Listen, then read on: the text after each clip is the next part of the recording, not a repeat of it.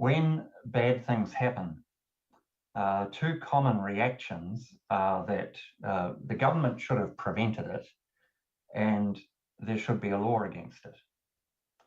We saw this after a terrorist attack on two mosques in my home city of Christchurch on March the 15th, 2019.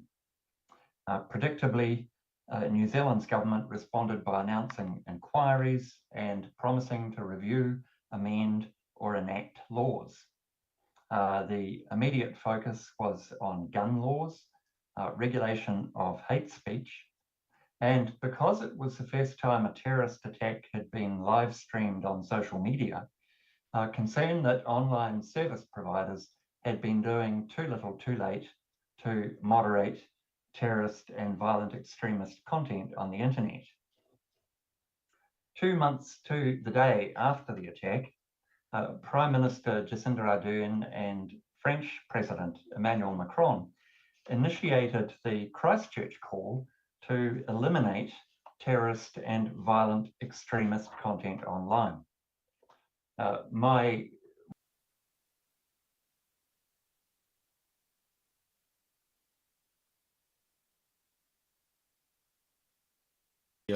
In the processes of democratization, especially in those countries where this freedom of speech is limited when it comes to mainstream newspapers or the TV stations. So the digital media was seen as the only remaining outlet for public discussions and deliberations, and there was a lot of optimism, for example, during the Arab Spring events, and the book here at the center looks at the Arab Spring and questions whether it's the beginning of the fourth wave of democracy. And then there were several special issues. Here's one of them in the Journal of Democracy, looking at the social media and the struggle for democracy, and calling the technology at that time the liberation technology, with reference to the role the technology can play in democratization. Next slide, please. And of course, it changed a few years later. Then, of course, there were few events that impacted.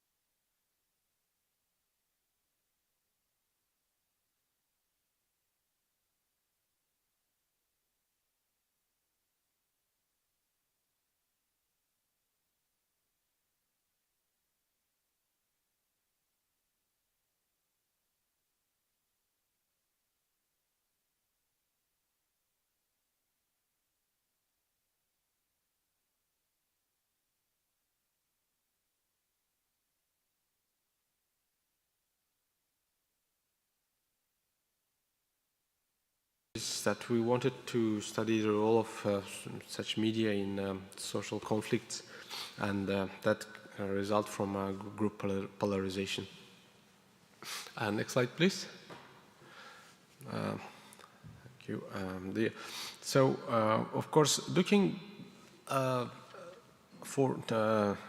back on the role of media for democracy, of course, the initial thought would be that the media can contribute to pluralism in the opinions, and we can take this quote from Hamilton as his justification for the positive influence of democratic deliberation, or the debates in the legislative branch, that can promote deliberation and circumspection, and then, of course, it can serve as a check excesses and to the excesses of the majority.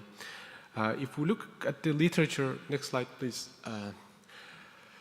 If we look at earlier theories of democratization, of course, there's modernization theory with its assumptions about the democracy as a byproduct of 74 sharing services and 19 other means of communication. You can see the general diagram visible on the left. The green brackets are those that were accessible. The red ones were inaccessible but still identifiable, and the white ones were not monitored because they were, for instance, encrypted communication apps or file sharing services.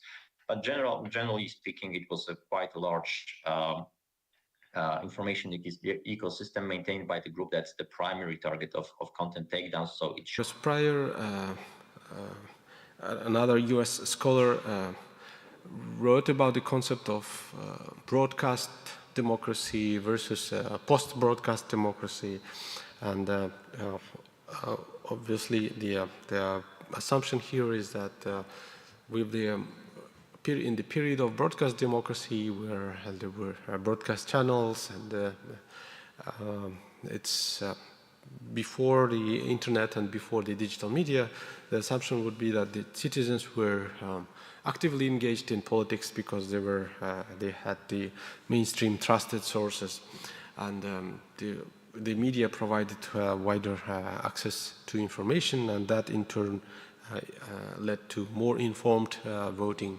which is also supposed to be good for democracy. And lastly, next slide, please.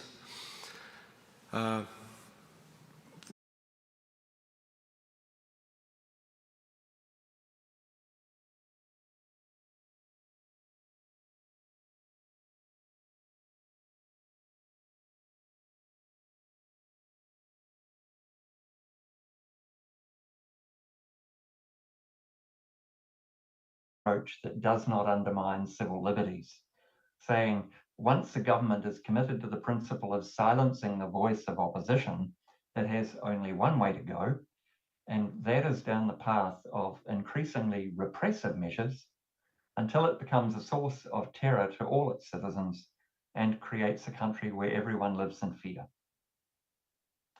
There is an alternative to elite panic about mis and disinformation. It involves reinvigorating the theory and practice of liberal democracy. I offer 5 strategies in closing. First, acknowledge pluralism and accept that people genuinely do differ in what we think, believe, and value. In a best case scenario, democracy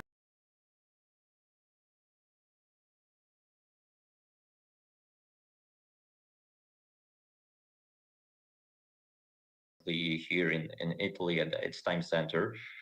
This is the project, the VIOMAP project, that aims to map the evolution of the information. Making decisions in contexts of uncertainty, we won't always get it right, and we will make mistakes. Fourthly, nurture and model a culture of free speech and open debate. Answer false or misleading information with accurate information and reasoned argument. Communicate rapidly, accurately, positively, and honestly. And finally, exposing, shaming, and ridiculing opponents does not work and will only increase. In the country, and these settlements formed these enclaves, and we could see in these days that there are a lot of social unrest happening or starting to happen from these enclaves because of those sentiments of the relative deprivation and other issues such as unemployment and access to public goods. And this led, of course, to an alarming tendency of conflicts, including interethnic conflicts and labor conflicts, particularly in the country that we are studying in Kazakhstan. And then in 2022, there were riots in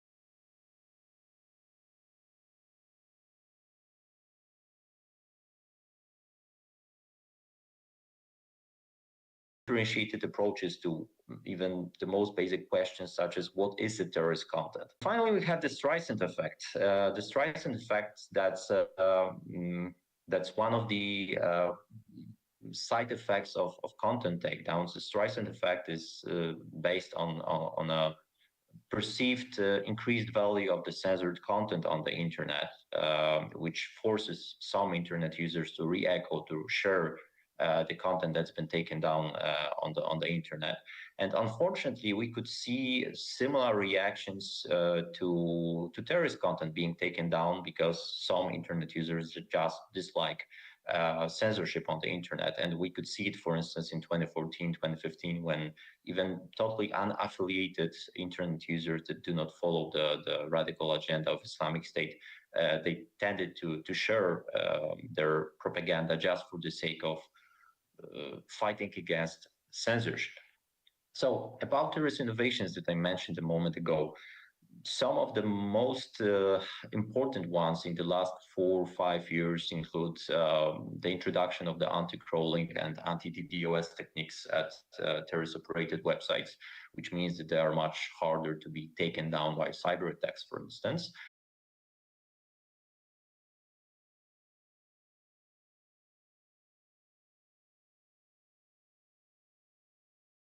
Consequences was spreading really fast in social media, whereas the official channels remained largely silent until the next day or until the next morning, where people were already informed with both false or false news, and some people had information about casualties, which turned out not to be true.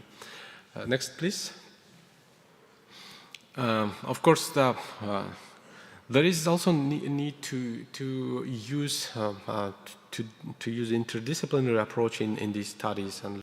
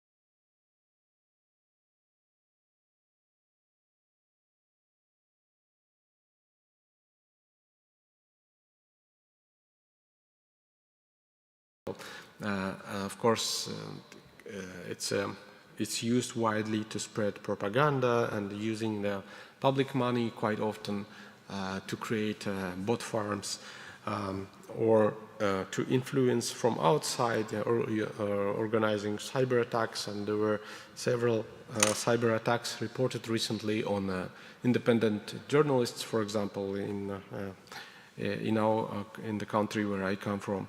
And the surveillance is, to some extent, could be also made easier for government agencies, because it would be quite straightforward sometimes to identify dissidents and then follow with repressions. I think anything should be done about this, whether you think it's a problem or whether you think that the live and let live mentality still holds in an age where people can be extremely manipulated online. Thank you for your question. It lets me clarify first that I am not a free speech absolutist or a free speech purist. I did mention briefly in my presentation that in international human rights law, the right to freedom of speech is a qualified right. And states can justifiably prohibit the incitement of acts of hostility, discrimination, and violence. So there are limits to the exercise of free speech. But in terms of the point you raise about, yes, there is false and misleading information circulating on the internet, and some of it does real harm. So the question is, who do you trust?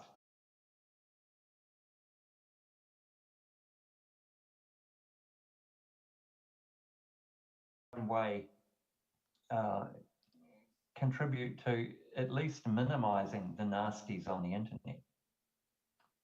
But that's going to be a complex process, and as someone who worked for nearly 20 years in government, I do not have the confidence that either the governments are competent to deal with this, or that it would be wise to give them the power to do so. So it's, I'm not saying that free speech is an absolute right.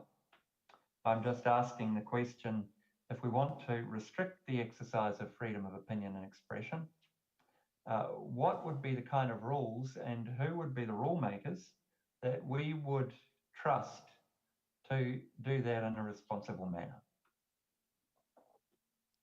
Terrific. I think we have time for maybe one more question, if that's all right with the professor. We could fit one more in if anyone has one. All right.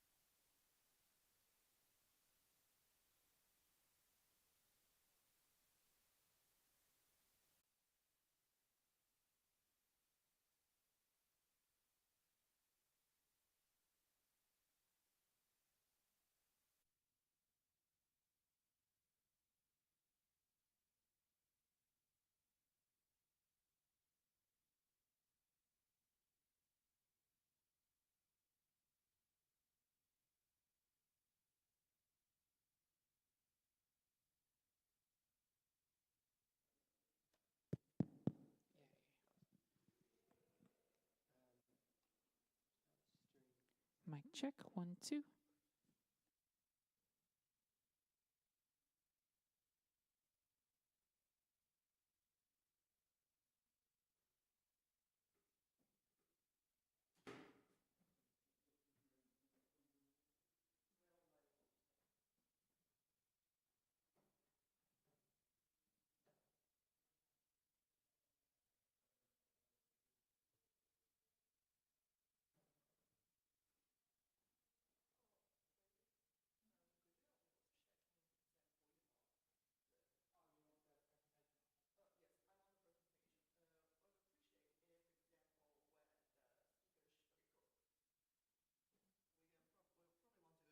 Put this there.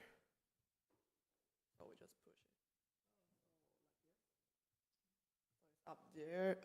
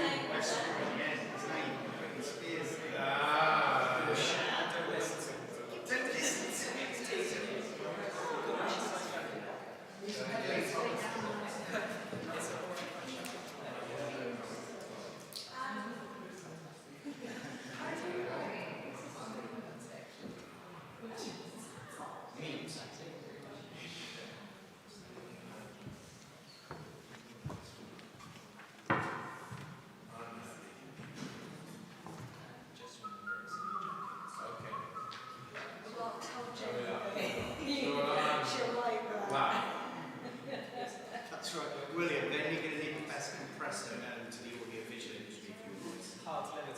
Honestly, put buffering, pushing up against it the whole time.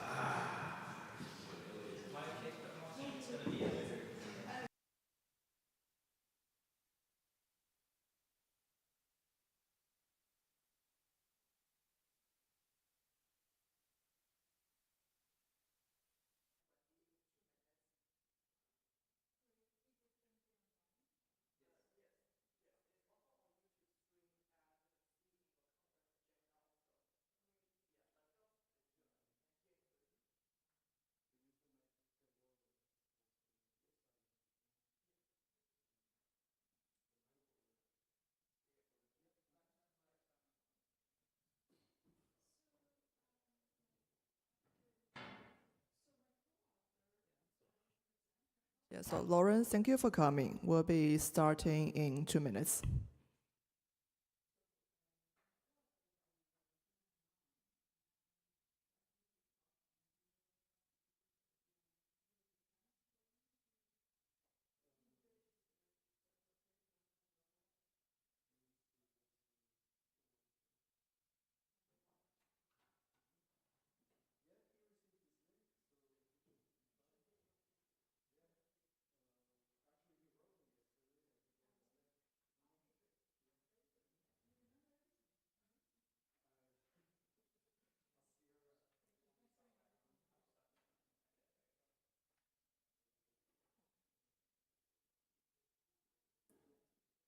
All right, shall we start now? Hello? We'll start by setting the context, really kind of probe the question as to why AI safety and ethics need to be operationalized in the first place. Isn't regulation in itself enough? We'll then kind of dive deep into the how of it.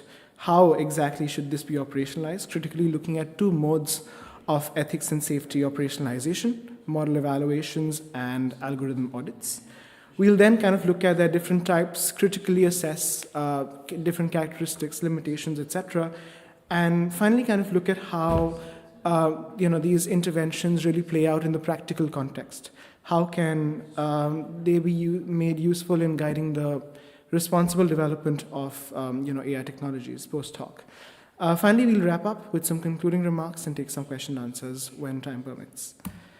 Let's start with the obvious. We're currently in the AI moment. AI development, deployment is seeing massive adoption, deployment across different sectors.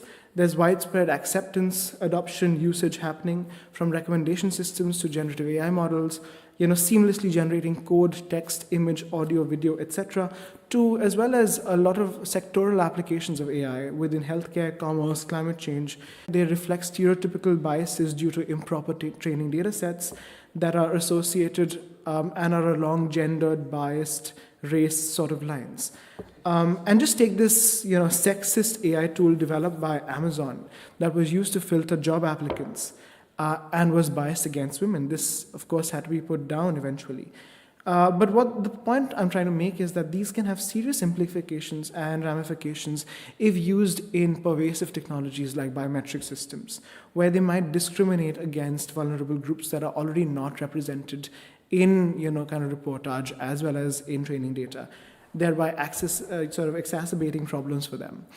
And as a result, governments worldwide have really accelerated and ramped up their efforts to understand and regulate these systems. Leading this charge, of course, is the European Union, which last week published the latest iteration and the final iteration of the EU AI Act, which seeks to be this global first risk-based regulation that horizontally governs AI systems across capabilities, across use cases, across contexts, etc. We also had the Biden administration in the US issue the executive order on AI back in late November 2023. Which again was pretty comprehensive in terms of its coverage. Secondly, there are very real dangers that are associated with regulation being overprescriptive, as it can, stifle innovation. And thirdly, a practical implication of regulations is that they increase the cost of compliance. And this increase in the cost of compliance can make the already uneven playing field a lot more unequal, especially for innovators, startups, and SMEs looking to develop innovative breakthrough applications in AI. And how do we solve this? We solve this by baking in socio-technical interventions right from the outset that measure, monitor, and mitigate a model's risks throughout its life cycle. We do this by leveraging two sorts of interventions. Of course, there are many, but I'll cover two today. Model evaluations, colloquially called evals, and audits. While evals help sort of gauge the model efficacy, the rate of model efficacy and mitigate risk during a model's life cycle, audits are a powerful way of independently stress testing, interrogating models against different sorts of risks. Audits can also help assure models and can also act as very strong signals of regulatory compliance. And of course, these are made potent, and these can be made potent, essentially means ensuring that a model's outputs are clearly interpretable, communicable, and the processes that determine an algorithmic outcome are also understandable and accessible as well. And finally, you have something, a very core tenet of AI ethics, which is bias or fairness, which really involves investigating whether an AI system treats individuals fairly or whether a system performs differently for different groups based on protected characteristics like gender, sex. Yes, how do you deal with the point is Jaffa, who would have been here, we were to have an extra panelist, he couldn't make it because he had COVID. His thinking is that really the part of the censorship is part of the problem. Censorship of online media is part of the problem, and I would agree with that.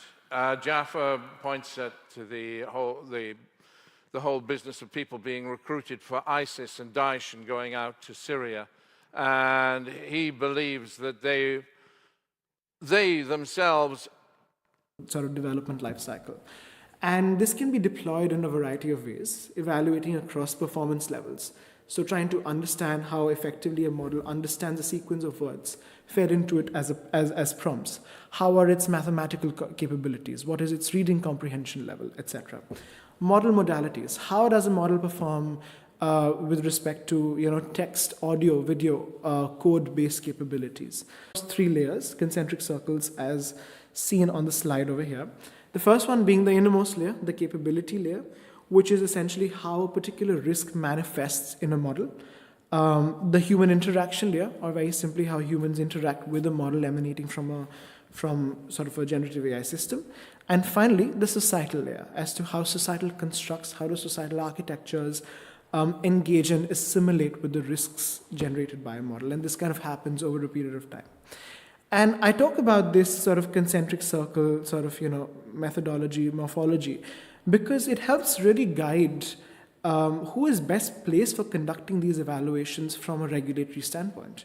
For example, capability evals that are concerned with the model alone should be carried out by those who are developing the systems. Think Llama, think ChatGPT, think OpenAI, think Anthropic, etc.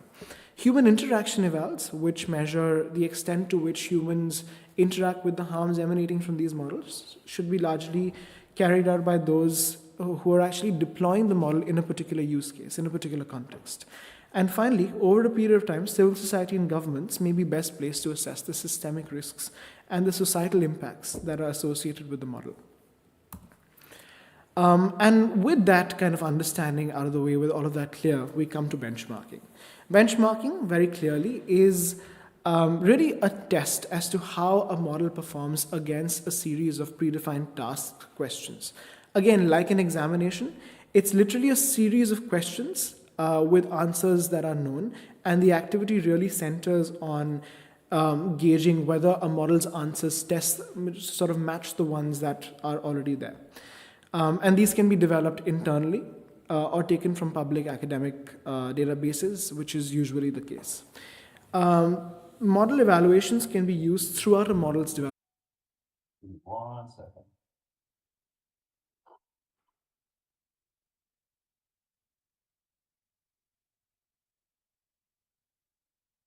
Okay, I'm assuming everyone can see title screen here and everyone can hear me okay. If not, happy to speak louder or make whatever adjustments we need in order for you to be able to see the screen. I appreciate everyone coming to listen a little bit to what I've got to say. My talk is about the application of behavioral cybersecurity and incident response. I think that what I want to try to talk about today is the application of some of the elements that we see and we find in behavioral economics in the world of cybersecurity. And as I kind of move through the presentation, I'm going to give you a couple a short rundown on some basic economic concepts, a little bit about behavioral economics, and then how those key elements from behavioral economics really are quite applicable in the cybersecurity realm, and then talk about incident response and root cause analysis and how we can kind of apply those to come up with perhaps a better or a more meaningful way of looking at cybersecurity and cybersecurity incident response. Sexual content, criminal planning, guns and illegal weapons, self-harm, regulated substances against sort of competing models like OpenAI's Mod API, Perspective API, using benchmarking techniques. This is just an example of how benchmarking kind of plays out. However, benchmarks are, well, not perfect and have limitations. Firstly, there's a perceptible lack of appropriate benchmarks across model harms and modalities. I'll kind of get into net benefit or the most positive outcome for their own personal behavior. And if we think about, tying rational actor and rational agent from behavioral economics or regular economics, we know that people don't necessarily always do any of these. We don't operate under perfect information. We sometimes have inconsistent preferences. We don't always do cost-benefit analysis, and therefore, it was relatively easy to understand and see why we kind of needed to move towards a little bit different model as it related to just some basic economic decision making and those kinds of things. So out of that kind of raised or arose this concept of behavioral economics, which was more of a multidisciplinary approach that offers some a little bit more precise and comprehensive understanding of economic activities and market phenomenon, and it acknowledges that individual decision making is really constrained by their cognitive limitations, particularly not necessarily having the most perfect information to them or available to them all the time, and that people process information differently. We come to decision making with biases and mental shortcuts and those types of things that lead to quite often irrational decisions, which is kind of contrary to the traditional behavioral economics model.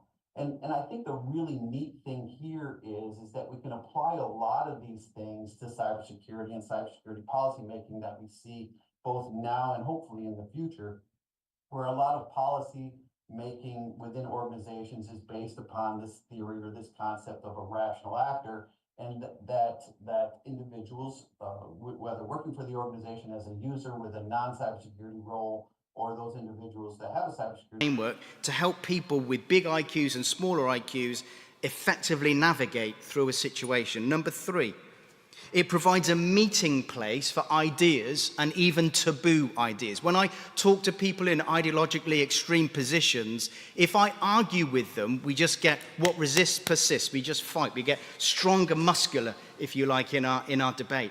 But if I say, let me understand your ideology, here is a counter ideology, or here's another ideology, or even within your ideology, pull out the bits that actually are good, that are useful, rather than just everything's bad and useless. So what I want to do is pull out those ideological positions that I think, actually within that, I can hear where you're coming from. I can see what you're saying. I can kind of get my hands around what you're trying to grapple with because it resonates. Now, how about if we situate that within this ideology? How does that work?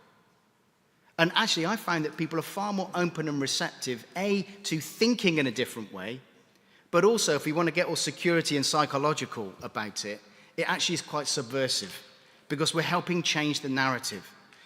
The fourth area is it provides a roadmap for policy making. So I would suggest that when it comes to education, when it comes to how we bring our children up, I think rather than just blanking what's going on, my children, my sons now have been through school, etc., and they were being confronted with the Andrew Tates of this world, etc. Now you can argue, my one naughty word for the day, you can argue the toss with people like that, and I've sat with individuals who hold to those things, and you can argue point by point, you're going to lose.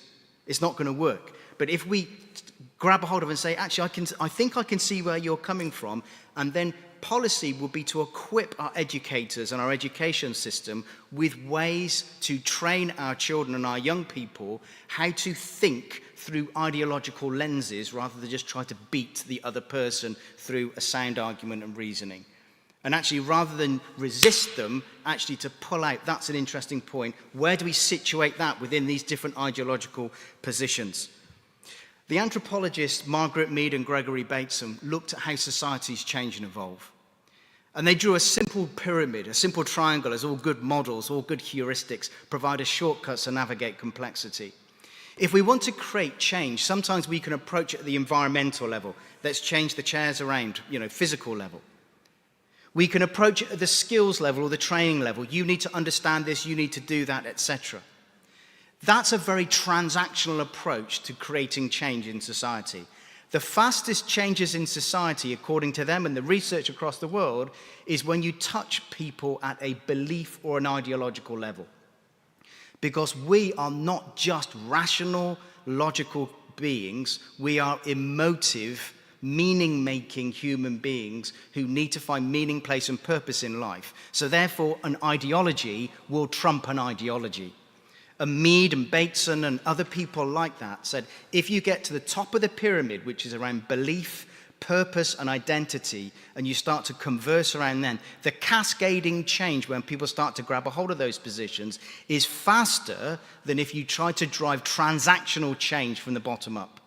So I would argue from a position of transformational language through ideology rather than transactional language through sheer raw argument in and of itself. It doesn't mean we shouldn't be logical, shouldn't mean we shouldn't argue and bring facts in, but we have to deal at the ideological level. Let me throw out a simple ideological thought, very small one, I'm going to finish on this.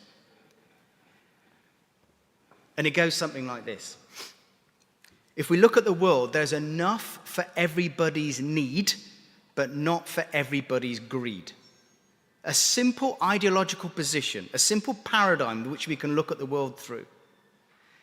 Now, we can then start to dive into the complexities, because how does that affect environment, need and greed? How does that affect financial institutions, need and greed?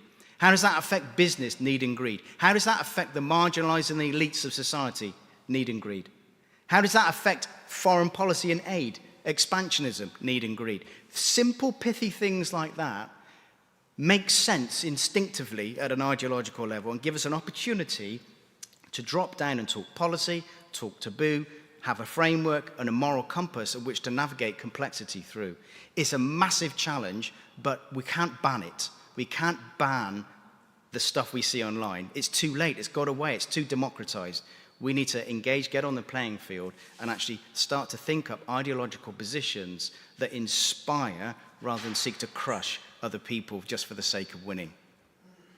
Thank you very much. Thank you. I will be opening up for questions, but I think we're going to start with an interpanel discussion. Yes.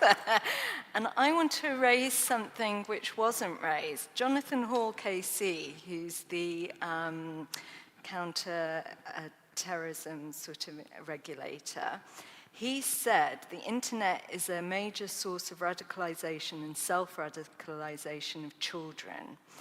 And one of the problems with the online safety bill, he feels, is that children are not being protected enough.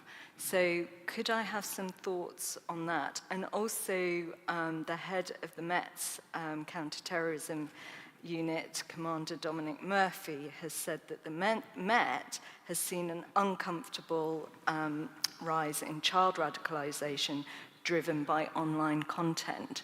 And one of the issues is, how do you protect children on the internet? We know that TikTok is huge, and when there are even age restrictions, that's not necessarily implemented. So that follows on your point, Paul, about education.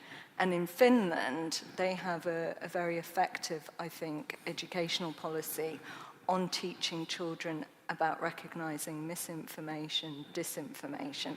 So could we explore that a bit?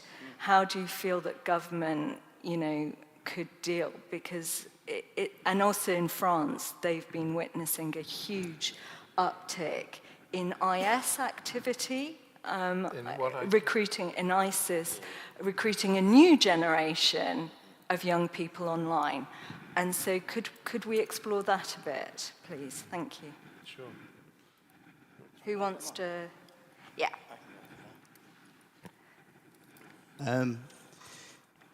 Yes, I've more technical thoughts around this kind of stuff, but I engage both with Prevent and security around the sort of the Met side of things, as well as people on the ground. And I think one of the things that we can do, which is very, very practical, is from a social media perspective, rather than try to ban it and police and regulate, which I think that would be lovely, but I think we're beyond the stage where it's even possible with how you can get around things these days. That's just the way it is. I wonder whether we should start turning on the algorithms that actually search for facts. I think there's an algorithmic argument that says that a lot of the social media algorithms are sensational. They pick up on certain trends, etc., that are more sensational. Well, why don't we disrupt that by turning on and releasing algorithms and chatbots and machine learning and all the other bits and pieces that are actually fact finders, truth seekers, and do it that way. And the reason why I say that is because I can't mention names because we're streaming, but some people I was talking to some time ago work for the parent company of one of the well-known online social media platforms, and one of his roles, and he's involved with psychological warfare. He got employed by such an organization, allegedly. One of his roles was to develop the algorithms that would persuade people to move from one position to another, particularly when it came to the Brexit argument. And so I know it's indeed possible for us to begin to work with social media companies to develop algorithms that actually pull out facts and truth and wrap them into some sort of clever ideological position. It's just using the same methods that are used negatively, but use them positively. Thank you, but so far a lot of the social media companies have been reticent. They're big business, and one of the problems is sensationalism, as we know, sells. Do you think, I mean, there's a big argument that the internet companies should be held to account by not as being held to account by the same standards that, you know, old media, the newspapers, that they should be treated as publishers. One of the big problems is that it's quite difficult at the moment with current the legislation just doesn't keep up. Could you? There's a part of me that's quite pragmatic, and I would love to think that we could turn back the clock and make all those things happen. I don't know how you police it. I don't know how you regulate it effectively and efficiently for a long enough period of time.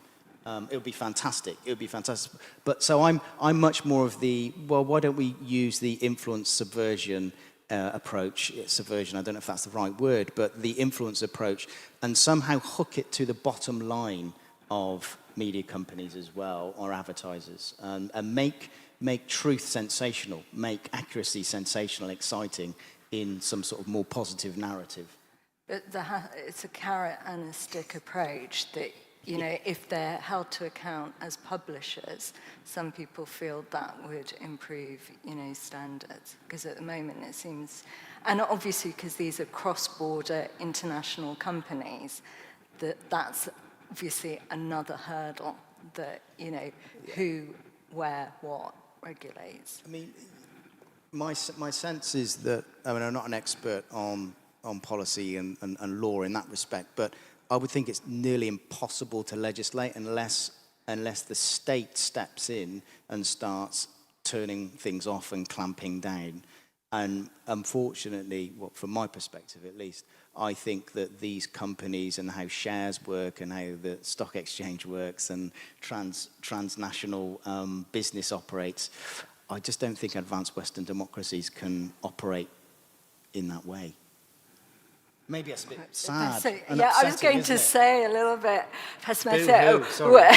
William, any thoughts on this? Yeah, I think trying to control the internet companies is fine, but it's been done, it's being done, it's part of the process, and it's failing. The children, the whole of society is subverting children, not just the internet. You look at mainstream television. I mean, what's the big problem with children? And that is violence, knife crime, anger, aggression, brutality that is creeping into their lives. And it's creeping into their lives from mainstream media, from the BBC and the ITV, which put on programs which are frankly very, very brutal now. And very, very brutal. And people become inured to violence, desensitized. It's, in my view, this is my view, I'm just saying. And so what we need is a kind of sea change in society. And we also need, if you want an old-fashioned view, we've taken away all of the things that children did, not just in Britain, but across the world, because of this change in approach from governments. And our own government here in the UK, the youth clubs have gone, the swimming pools are being closed down, the kinds of things that would occupy children and get them off the streets. And you see a huge rise in knife crime, you see a huge rise in violent crime. And I think it's a problem that we are not addressing properly. And there is alienation. These people, these kids don't feel they belong to anything. They haven't got a club to belong to. They haven't got an ideology to belong to. And what are the great ideologies? They are socialism, ISIS, moral rearmament, pacifism like Martin Luther King, active pacifism. You know, you have all these kind of gripping thoughts. Well, what is ISIS? It's grasped a lot of young people and caused them to go and fight in Syria. Not, I mean, it's a thing of the past, but it may be a thing of tomorrow too, especially with what's going on in Gaza now when people are being radicalized by that.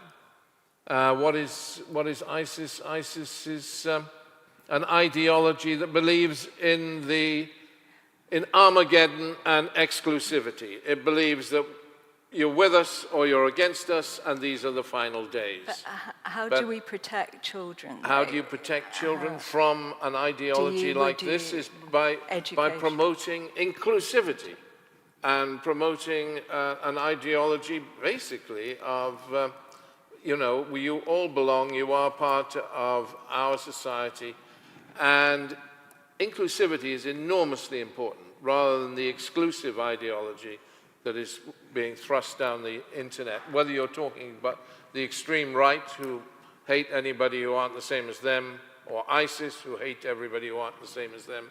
You need to fight this kind of extremism with inclusivity and with an ideology of love. I'm sorry, it sounds terribly old-fashioned, but it is, I think, the only way. And it has to be done, and it has to be done as an alternative, instead of merely trying to suppress extremism. You will never win a battle where you just try and suppress extremism. So thank you, William. I'd like to now open it up to questions from the audience. If you could introduce yourself and say where you're from, that would be great. Do you need... Yeah, there's one coming from the back. Okay. There we go. Thank you.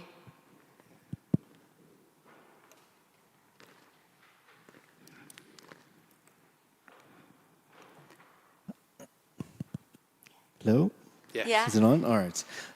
Thank you very much for the talk. I'm going to kind of combine both talks in my question.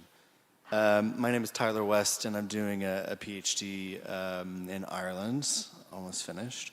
I'm looking at user agency in media regulation, social media regulation, actually. So this is quite pertinent.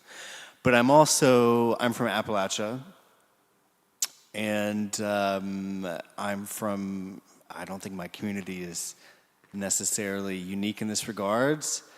I've seen so many people become maybe a soft version of radicalization, but also like, you know, conspiratorial thinking, and it's really disheartening, to be honest. And so your talks resonated with me on that level. One of my questions was for when we're talking about ideology and meeting an ideology with another ideology, how do you do that in a way? First of all, what does that alternative ideology look like? I'm assuming it isn't necessarily a progressive ideology, because that would be absolutely blocked from the get-go. What does that look like, and how do we keep that from being paternalistic? Because in some ways, you're coming in and you're saying, well, I'm taking what you're saying on board, but here I'm going to change it, you know. So how do you make that work?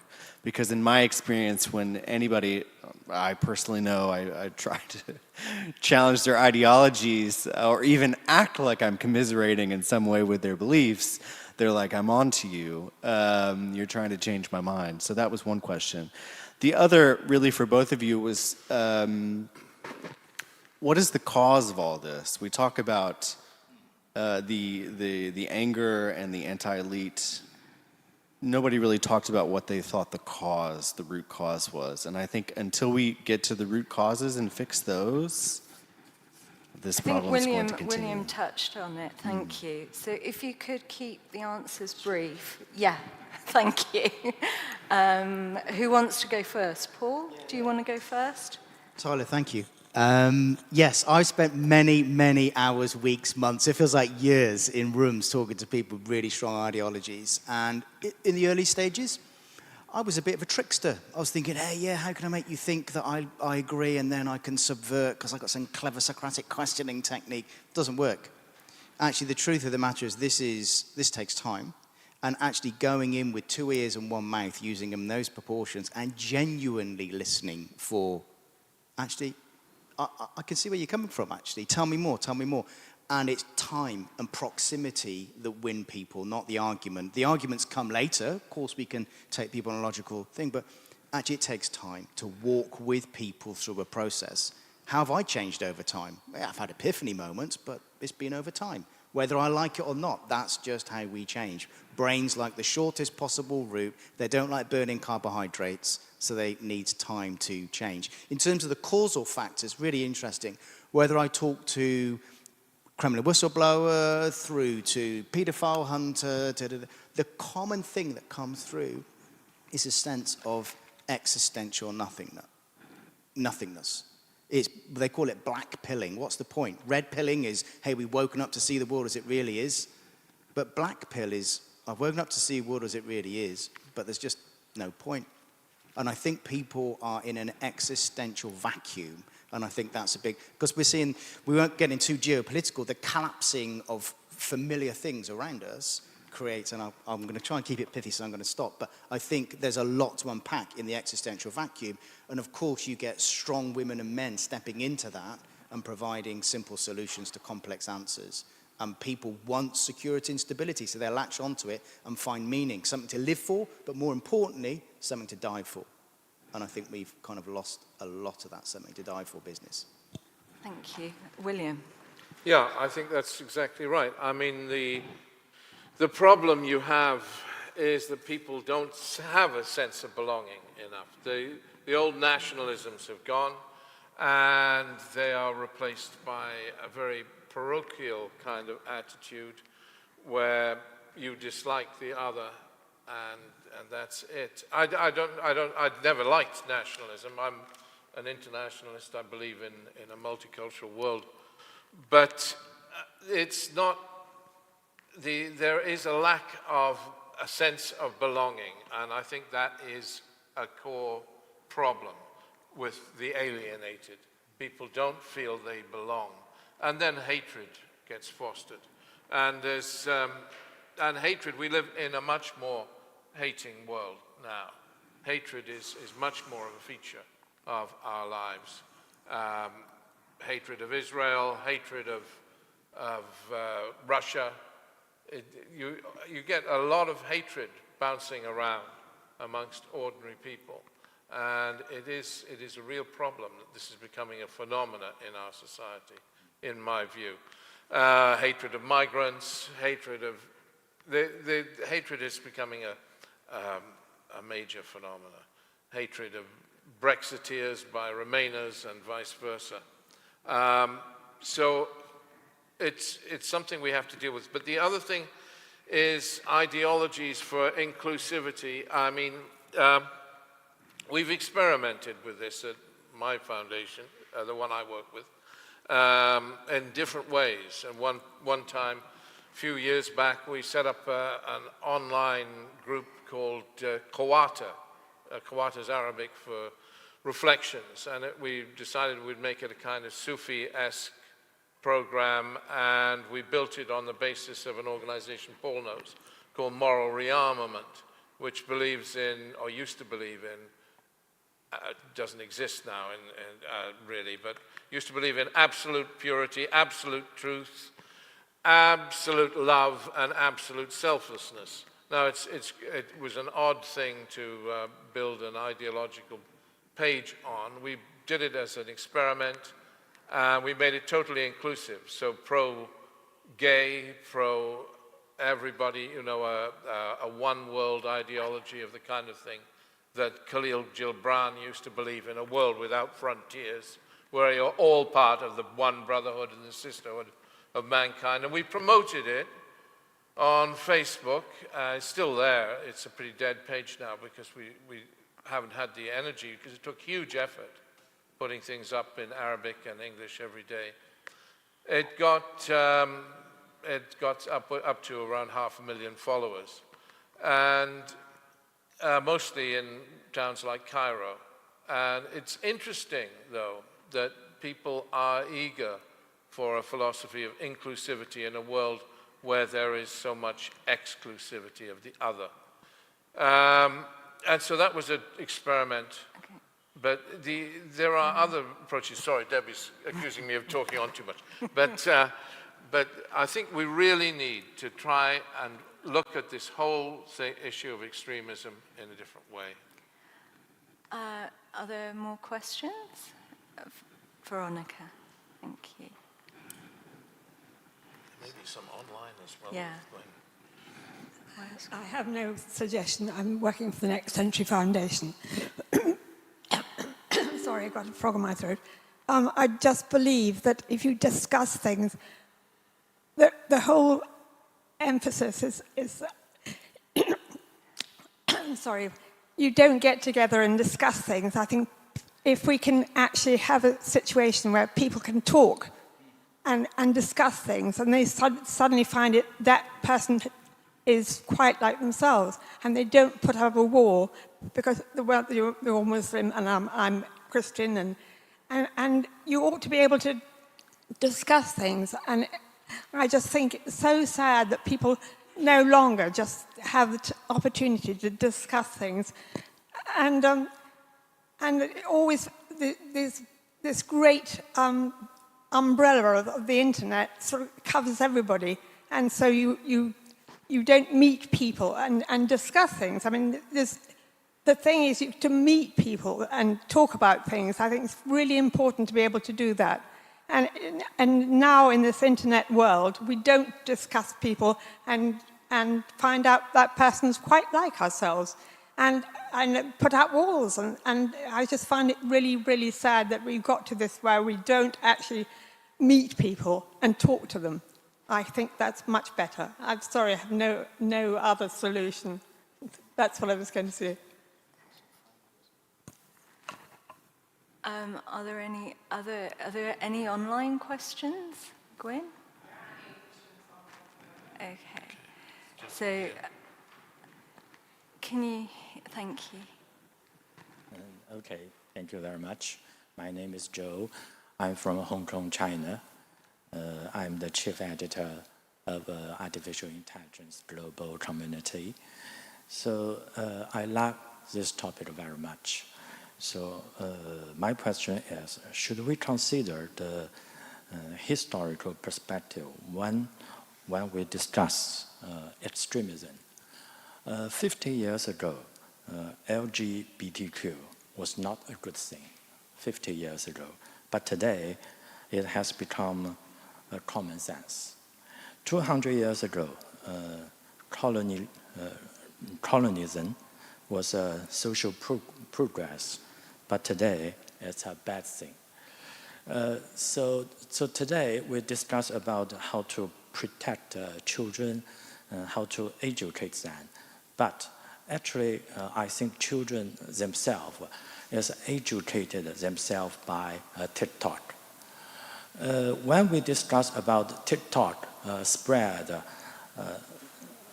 bad ideas, but it also share lots of knowledge to next generation. We could imagine that 100 years ago, probably BBC TV is an evil thing. It's not good. As same as we treat TikTok today. So I want to know, could we probably after 100 years, everything narrative will be changed. And today's extremism will become another thing. Wow. Okay. It's quite a question. The one thing I would say about the BBC, there are regulations about impartiality. I mean, TikTok is not regulated. There are responsibilities for public broadcasters, certainly in the UK, and that's regulated by Ofcom. So I don't think you can sort of compare apples and pears. That's the only thing I would just like to point out. So, Paul, would you like to tackle, I mean, wow, extremism, is it going to become in 100 years? The norm. Yeah. Yeah. And I Quite think... a question. Thank you. So stepping back, yes, of course, ideas, norms, values do seem to change over time, over history. You know, we convince ourselves that certain things were true and horrible or true and right 100 years ago, which then turn out to be the opposite or close to. So therefore, what's the solution? Is the solution to fight those things, or is the solution to actually deal with rules of engagement? So let me unpack that just a little bit. When I'm talking to people with different positions, and my position's changed over time as well, but when I talk to people with different positions, I'm not looking to beat them. We set up rules of engagement. And rules of engagement help us navigate in our conversation how we're going to discuss that. So we're going to be respectful. Yes, what does that mean? We have to define that. Are we going to be loving? Yes, sounds fluffy. But ideas have legs. These emotions have legs. If I'm angry and I don't settle, that has legs in terms of I'm going to act out of that. So if we're discussing an ideological position which we may disagree on, or which may well change in 50 years' time, I think it's really good to train people how to actually engage with other people in conversation, because we need to have a humbler position. I'm not saying that certain extremist positions we take all the way through forever, but if I'm not a philosopher, but if you read Hegel, when he talks about antithesis, and then, when he talks about synthesis, bringing ideas together, I think it's a much better way to approach these ideas, which may well change. We have a humbler position. We're not rolling over. We're trying to pull out what is genuinely useful, understanding that we all change. But I think there are some red lines. I think there has to be some red lines around the dignity of a human person and a human being. The old-fashioned things about love. All those things actually have stood the test of time as ideologies and extreme positions have come and gone. They seem to be the themes that cut across. So I wonder if we focus on the universal themes that cut across our shared humanity and build from that place. Might be a bit of a pie-in-the-sky thought, but I can't think of anything better. William. Well, there's so much to say. I think Veronica, by the way, was quite right about the issue of talking to one another. That is essential, and it can be done. Too often, social media is a place where you put your own view and then walk away, and then you get your followers. But there's not a proper conversation in every instance, and we need to make social media a place for conversations. So that when people post something, you respond rather than just take it down. That's one of the things. By the way, I talked about Kawata. We promoted that, we're talking 5-10 years ago. Now, and that was on Facebook. Now the big, with the young people, we should be on TikTok or Snapchat or whatever. These are the big programs. Facebook is, well, it's not dead in the Middle East, but it's pretty dead here in the West. And yeah, TikTok is where it's at. And TikTok is what young people look at. And so that's the platform that needs looking at. And I don't think our chair is right. I don't think the BBC is regulated, in my view. The amount of extreme graphic violence on the BBC that promotes extreme violence is not regulated, and I don't think the BBC is balanced. I don't think their coverage... We're here on Holocaust Memorial Day today, and we're asked to put a candle in our windows to remember the dead from extremism. But it's very hard at a time when people are dying in Gaza. It's very hard. It's very hard to adopt these conventional sort of positions. I think that Debbie's pointing out the time. I will stop. But I think your question is very powerful, very important. And in a historical context, you're right. The old ideologies, we've moved on. It's not a world in which communism in its traditional Marxist-Leninist sort of idea, well, it died pretty swiftly, traditional communism, as an ideology. I'm not sure you got it under Stalin anymore. It ended pretty swiftly, but there are, these ideologies are gripping, you know, the ownership of the means of production by the people, for the people, Clause 4 of the Labour Party. Ideologies grab people, whether it's ISIS, communism, whatever, and we need to be aware of that. And you don't fight an ideology by trying to repress it. But the historical context, yes, it does matter. I need to repeat, the BBC has very strict guidelines and regulation, and that's a whole other discussion. But I think on impartiality, we need to wrap up. I'm going to... Oh, we're all right. Are we all right? Do we need to wrap up? Yeah. My goodness, I was looking at the clock up there. Yeah. Yes. I'm just going to say that I think, as you've seen, the chair disagrees with some of the speakers, but we need to continue this conversation. We could go on and on. I think this is a subject we will revisit.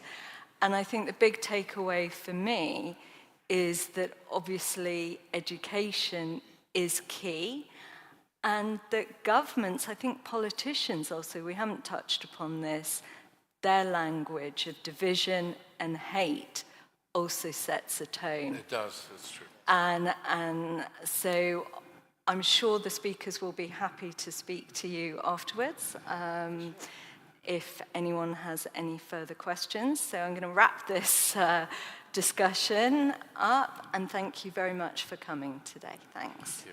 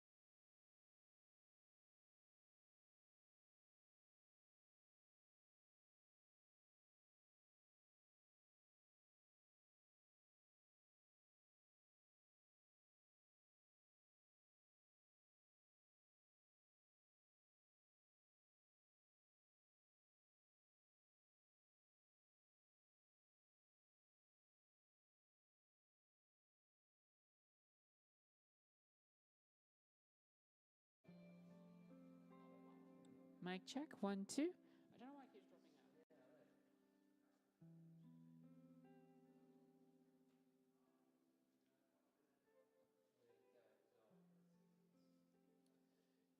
Yet another grab.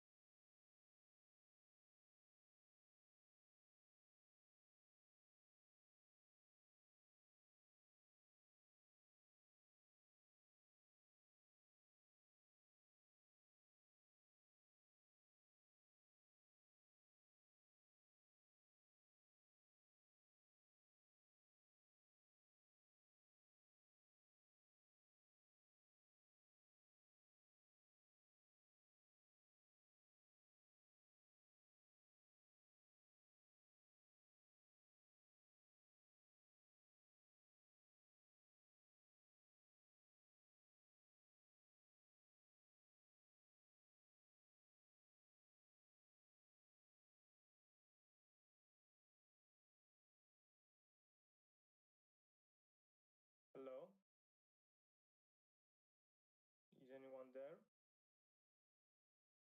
Hmm. Can you hear me?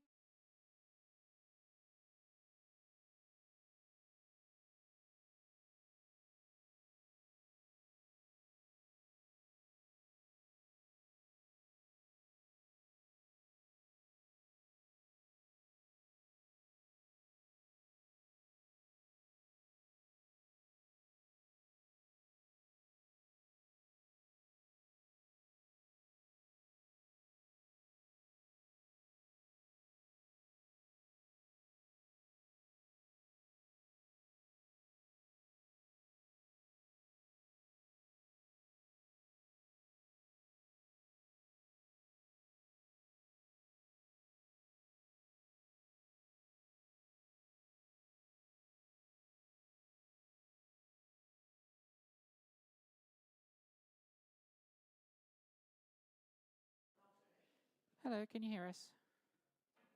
Hello, yes. Can you hear me? Could you repeat that, sorry? Yes, can you hear me? Yeah, we can hear you. Thank you. Okay, thank you. We'll be going live about 5 minutes. All right, thanks.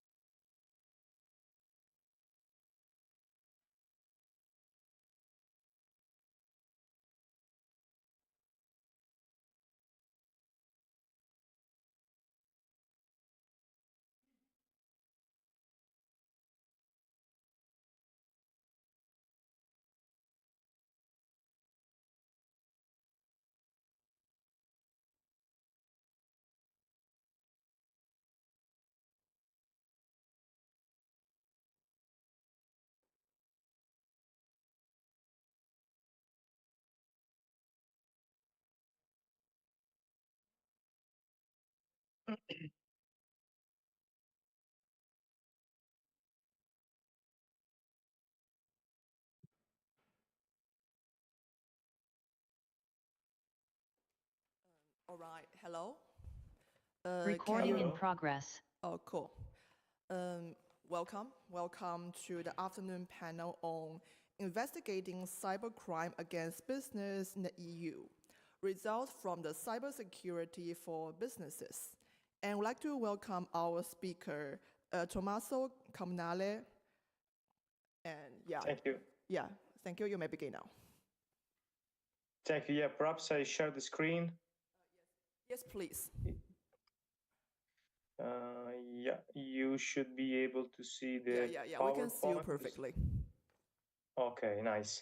Well, first of all, good afternoon, everyone, and thank you for this opportunity to present a study and a project that I've been developing over the past few years together with my colleagues at the Center for the Study of Democracy, which is a public policy think tank located in Sofia, Bulgaria.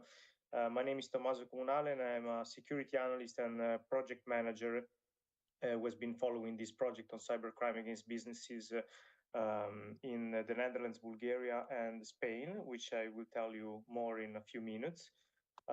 Essentially, we developed a survey instrument, so a research tool to detect cybercrime and cyber victimization among companies in the 3 target countries.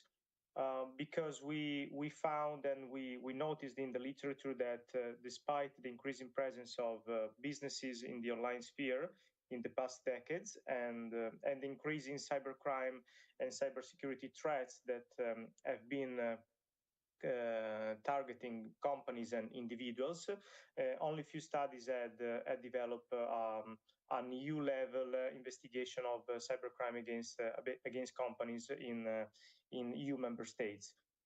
So based on our studies, we found that there was a need of a cross-country cybersecurity survey for businesses that could measure the real impact and extent of cybercrime and the factors that make companies more likely or less likely to report cyber victimization to law enforcement agencies or relevant authorities. The truth of the matter is that to date, there is now a study from the European Commission, which is called Eurobarometer, Flash Eurobarometer, which has also started to investigate these type of threats against companies. So back then, we decided to devote our effort and studies to the development of a cybersecurity survey for businesses, which would have 3 main objectives. The first one was to investigate cybercrime and cyber victimization among companies in Bulgaria, the Netherlands, and Spain, which, as I said, were the 3 target countries of our EU-funded project. The second objective was to analyze the reporting behaviors and the associated cost of cyber victimization to identify why companies were reporting or not reporting cyber victimization.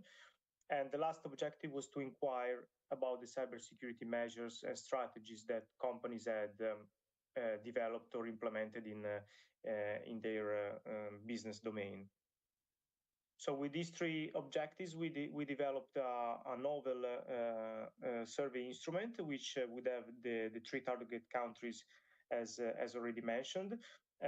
Each country would consist, let's say, each country would have a sample consisting of 400 companies, which we designed as a national representative sample, which means that through computer-assisted telephone interviewing, we targeted all the universe of companies, including micro, small, medium, and large companies. And we use as a reference period the standard reference period, which is usually used in the surveys, which is the previous 12 months. So we asked through a subcontracting agency, within each country, we asked 400 companies what was the cyber victimization they had experienced, the cybersecurity measures they had been implementing, and the type of cyber threats and costs they had incurred in the previous 12 months. So with this, let's say, overview in mind, we deployed the survey, we collected the data, we analyzed the data, and we published the results on the project website, which is cyber.eu. And what we found across the three companies, the three countries, was that on average, almost 1 in 2 companies of the 1,200 companies that we surveyed had been a victim and a target of phishing attacks in the previous 12 months. And as you can see from this visual representation, phishing attacks in the middle of the graph are the most relevant, let's say, type of crimes. 17% of companies on average were targeted by malware, which is different from ransomware. And slightly more than 1 in 10 companies was targeted by DDoS attacks. And business identity theft was also quite prevalent in 1 in 10 companies. So we use the standard categories of cybercrime from the previous literature to inquire about this cyber victimization. So it was quite an interesting result, although on a very descriptive level, to notice that phishing attacks, malware were the two most recurring type of threats reported by companies. When I say companies, I mean that we targeted, we asked through the survey either IT experts or business representatives that had a knowledge on the IT infrastructure. So we only surveyed people who were in a position of providing effective knowledge and information about the cyber threats and attacks. Then regarding reporting to the relevant authorities, because one of the other key objectives was to not only to inquire about cybercrime against companies and the type of cyber threats, but was also to inquire to which type of authority companies were reporting to having suffered from cyber crimes. And these graphs shows on the left the type of cyber crimes and cyber threats, and on the horizontal axis the type of relevant authorities that were reached out to report any cyber offense. And as you can see, website administrators and internet network service providers were the two most recurring relevant authorities that were reached out. So essentially, the larger the square, the more the number of companies that declare to have reported to that type of authority. Some other authorities, as bank or credit card company on the top level, were mostly reported as relevant authorities for attempt of accessing a company's account, which is no surprise. And another trend that is partially visible is that ransomware in the middle of the graph was basically almost evenly reported by companies when it comes to website administration, internet and service providers, but also the police and outsourced cybersecurity providers. So one of the takeaway of this graph and this type of information is that it's interesting to notice that the police, which is actually one of the state authorities that would be mostly, let's say, involved in this type of dynamic, was actually not so much involved compared to other types of relevant authorities. Then, talking still about reporting behavior, we inquired about the main factors for reporting. And among the Bulgarian companies, the three most recurring reasons were to avoid or prevent repeated cyber victimization. So more than 1 in 2 companies declared to having reported cybercrime because of prevention of additional type of offenses. But also to support the authorities in fighting incidents like that in the future, almost 1 in 4 companies. And then the belief that it was the right thing to do was also reported by 1 in 3 companies among the Bulgarian sample. For the Dutch and Spanish companies, we also found that legal obligations and mandatory reporting, together with preventing repeated victimization, were two of the reasons mostly reported for having reached out to the authorities, but also seeking help with the incident to prevent further losses. And again, the moral, let's say, idea that it was the right thing to do.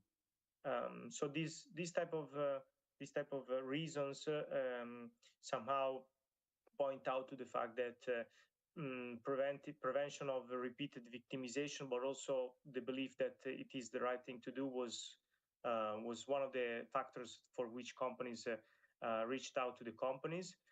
Although you can see from the percentages that, and also from the previous graphs, that it was not so much prevalent as one would imagine. But still, there are some good takeaways from this initiative. For what concerns underreporting to the authorities, so the most recurring reasons for which companies did not report to relevant authorities across the 3 countries, there were 3 key factors. The first one is that they believe the companies thought that the police and other authorities could not do anything to help, and you can see at the top level of the table. So, for example, for what concerns ransomware, 100% of the companies in the Netherlands thought that authorities could not do anything to help. So that was the reason why they did not report the incident to the authorities.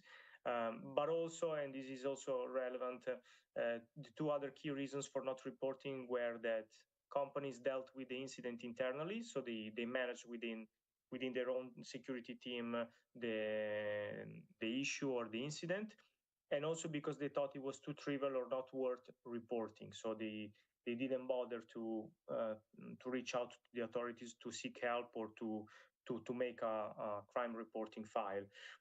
This is also interesting because in the literature there was also the fear of reputational damage as one of the key theoretical reasons for not reporting cyber offenses.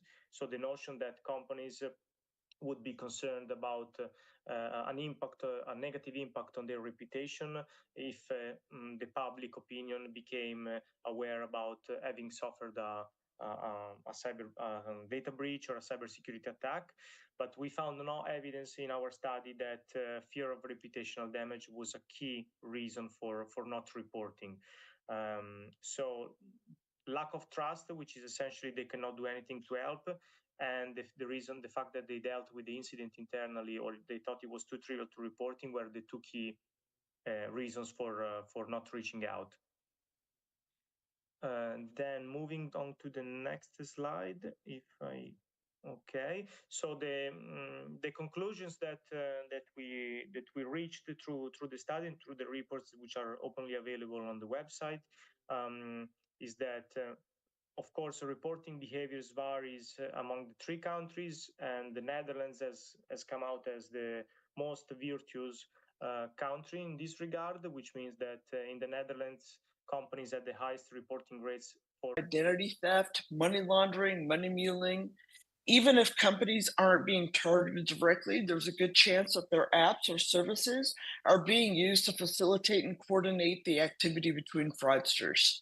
You can go online right now and enlist 100 random people around the world to walk into a bank and open a checking account to receive fraudulent payments. And the truth is that even if 99 of the fraudulent transactions were caught before they happened, good luck figuring out where the initial order came from. And you can almost guarantee that unless you piece together the entire case, there's not a single law enforcement agency in the world that will be willing to investigate or prosecute it. What we have here is a problem that's growing out of control. It's cross-jurisdictional, low risk, and highly profitable. If it was just a matter of building better detection methods, we would not have the problem that we're seeing today. In a 1977 lecture by Donella Meadows on the philosophy of system dynamics, she said that anytime there's a problem growing exponentially, we need to identify the positive feedback loop in the system. This is where complexity science enters the picture. We need to step back and look at the system as a whole. So what exactly is complexity science? It's the study of the relationships between systems. Linear systems are additive. The output is always the sum of the input. 1 + 1 = 2. Complex systems are highly interdependent, decentralized, self-organizing, and sensitive to feedback loops. What are feedback loops? Think of this in terms of a thermostat. You turn the thermostat to a certain temperature.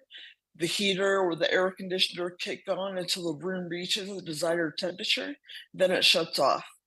Once the temperature exceeds or falls below the desired temperature threshold, the thermostat kicks back on and this loop continues. In the case of cybercrime, as digitization increases, online fraud increases. As online fraud increases, financial losses to business increase. As financial losses increase, the budget to investigate fraud decreases. Both of these contribute to decreasing investigation capacity. And as the investigation capacity decreases, the likelihood of catching fraudsters decreases even more. Emergence occurs when a complex system has properties or behaviors that the individual parts do not have on their own. In the context of fraud detection, individual actions or components may not constitute a crime. It's not until their actions are placed together with the larger network that a fraud ring emerges. Machine learning cannot detect patterns that have not yet emerged.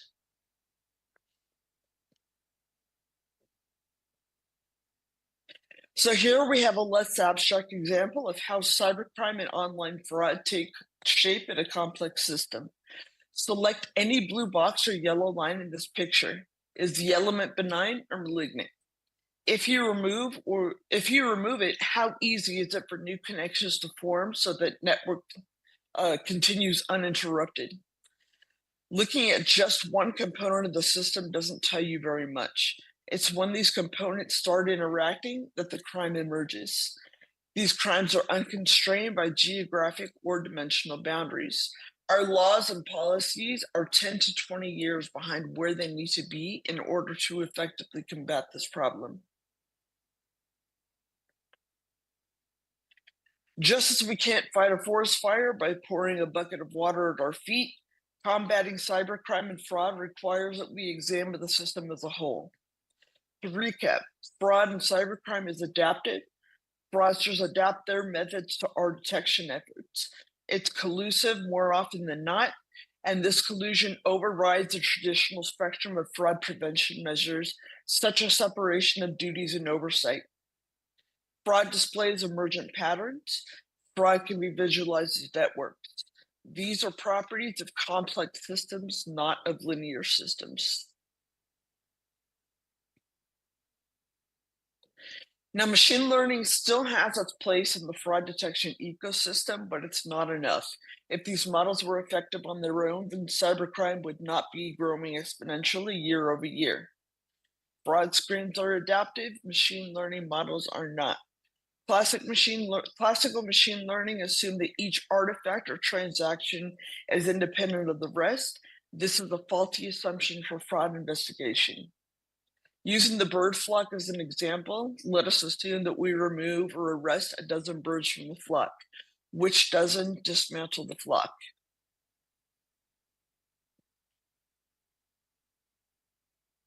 Up until this point, we've been using fraud detection and investigation somewhat interchangeably, but they really are two distinct processes. The more laborious of the two is the investigation component, which requires human revision of the activity that was detected. This is the piece of the process that we need to speed up. You'll want to keep the automated detection methods in place, but don't let your teams get too hung up on perfecting detection models, because it's an ongoing effort and the models will be outdated as quickly as their utility is realized. Wherever possible, invest more effort into speeding up the investigation process and improving the models on the investigation side of the equation. We recommend using graph databases for this. Since they're schema-less, you can incorporate new data points quickly without disrupting your main database infrastructure. Okay, so now we're going to take these principles and apply them in a case study and hopefully provide you with some ideas on how to stage your own data.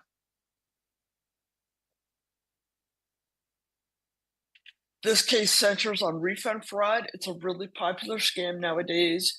There are countless vendors advertising these services online. They cost vendors millions per year. Sadly, these schemes often involve compromised employees, counterfeit products, compromised credentials, and vendors have hundreds of thousands of customers around the world.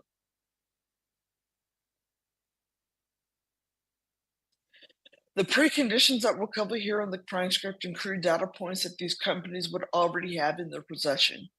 Graph models get really complex really quickly, but as your teams learn the topologies to look for that are specific to your domain, querying the information becomes much easier.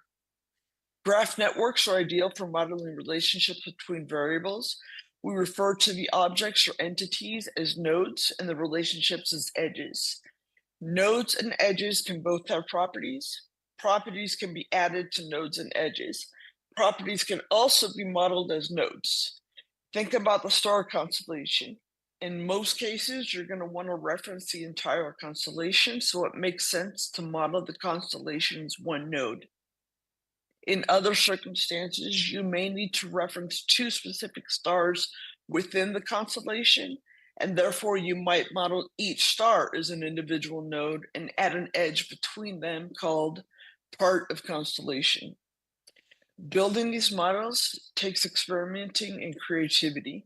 We recommend that you try sketching your model before importing the data, but for the impatient, it's really easy to collapse and expand properties and entities once you get the hang of it, particularly if you're well versed at doing database joins and groupings in your head. So Bob and Rob are nodes. Our friends or have been friends for is the edge between them. 5 years is the edge property. Bob likes comedies.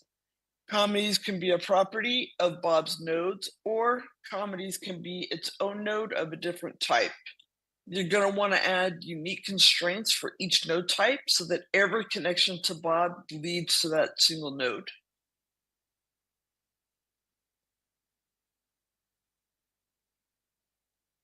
Hopefully we didn't lose you with that explanation. Using the facts from the case, I'm going to walk through what I perceive as the wasted data connection opportunities and the variables and logic I would use to improve the monitoring, reporting, and investigation efforts. We know that we have the customer, the recipient, the refund requester, and the employee. They may be one person or 4 people. Either way, we'll have a unique user ID for each person. And since collusion overrides a traditional spectrum of fraud prevention measures such as separation of duties and oversight, shared relationships that cross these permission boundaries will be of particular interest. If I were modeling this, I would start with the 2 node types, employee and user customer. Employee data is likely stored in a separate database, particularly if the service platform is on a different domain or uses a separate application. Your network systems are like a door.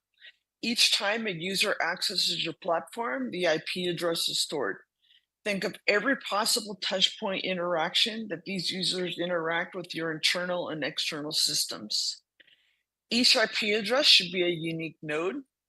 The first 3 segments of an IP address tell you who the internet service provider is. You can also glean the user's geolocation. Some data points like timestamps are better left in tabular format. You'll want to look for locations where an employee, for example, shouldn't be logging into requesting a refund from the same device where they're interacting with your customer service agent. Device fingerprinting. You can get the device manufacturer, the regional settings from that device. Do those line up with the geolocation of the IP address that you're interacting with? The shipping address. How often have you shipped to this specific address?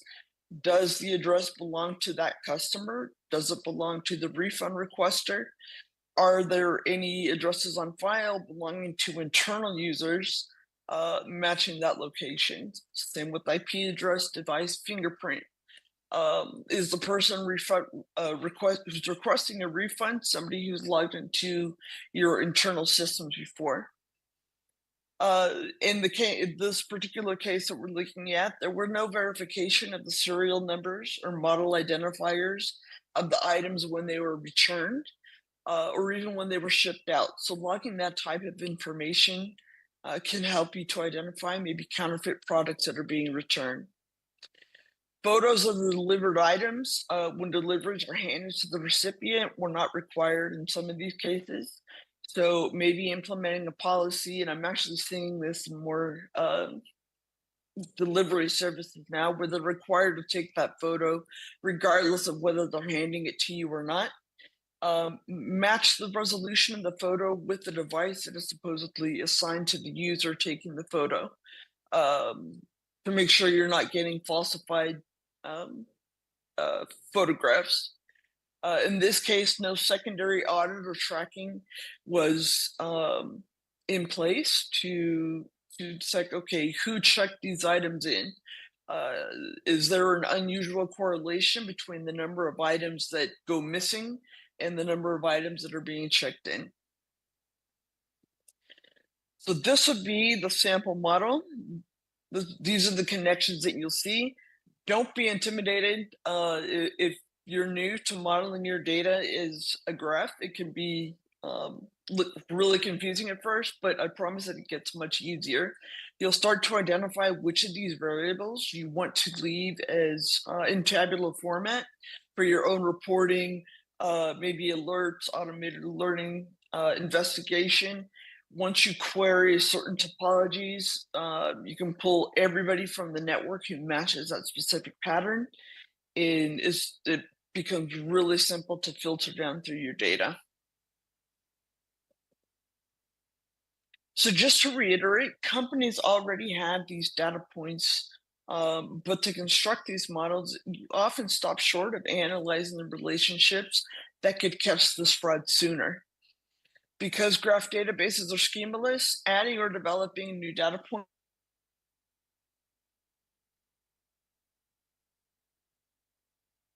is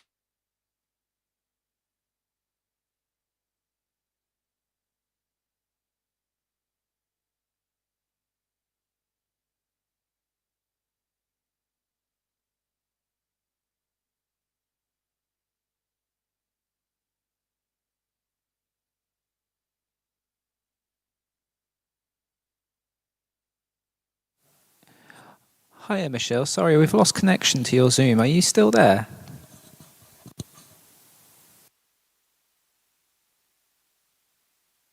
I can hear you. Sharon, we'll wait for Michelle to reconnect, but if you're okay to take over, that would be fantastic.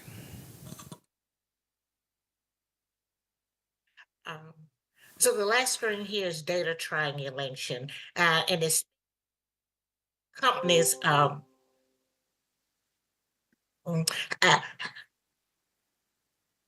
think we lost the presentation. Yes. Don't worry. Michelle's coming back on. Okay. They call it technology. It's all good. We're doing very well for time. Oh, did I lose part here? We had a disconnection for a moment. If it's okay, Michelle, please could you share your presentation again, please? Yes, give me one moment. Yeah, we lost you right on that that last data triangulation screen.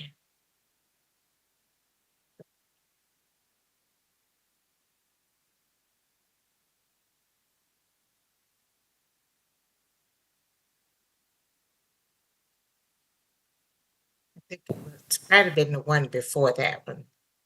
Right before? Yeah. All right, so I'll go ahead and repeat this piece again. So just to reiterate, companies already have these data points and to construct these models, but they often stop short of analyzing the relationships that can catch this type of fraud sooner. Because graph databases are schemaless, adding or developing new features is really easy. Graph neural networks are computationally expensive, but community detection is not. Community detection are the algorithms that you would use to identify this type of activity within these graphs once you have them set up. And again, the picture of this graph is a representation of the case study walkthrough. As you're linking your data, do relationships exist where they shouldn't? Are relationships missing where they shouldn't be? how rare is the device manufacturer in the region of that user? You can use open source information to pull that data in. Huawei in the US versus maybe Apple in India. Do the region settings of the device accessing your site match the user's stated location in the IP address of their location? Has the device appeared with any other transactions? Is the address linked to any other customers? How often have you shipped to that address? What's the return rate going to that address? Is an employee processing an inordinate volume of transactions for certain product categories? Do you have your high-risk product categories labeled to flag unusual activity emanating from a specific region, warehouse, employee, cluster of accounts? Does information from public records match the information that was provided? Your fraud monitoring may be split between real-time decisions and ongoing efforts. Your investigation teams, you definitely want to keep that coordination between them, but if you have separate systems, be sure that your data is talking to each other so that you can quickly link the activity that's going on between internal users, external users, new users. And on that note, I'm going to pass it off to Dr. Jones. All right, very good. Thank you, Michelle, for such a comprehensive presentation. And thank you, Dr. Burton, for your opening. We certainly want to thank everyone for attending this presentation, The Paradoxical Role of Data, Weapon, and Defense. The learning outcome objectives were to assist you in understanding the complex and paradoxical nature of data, comprehending the landscape of cybercrime and online fraud through the lens of a complexity science, and how to enrich data and apply it in fraud detection and investigation. Our contact information is shown on this slide, and we're now happy to take any questions that you may have.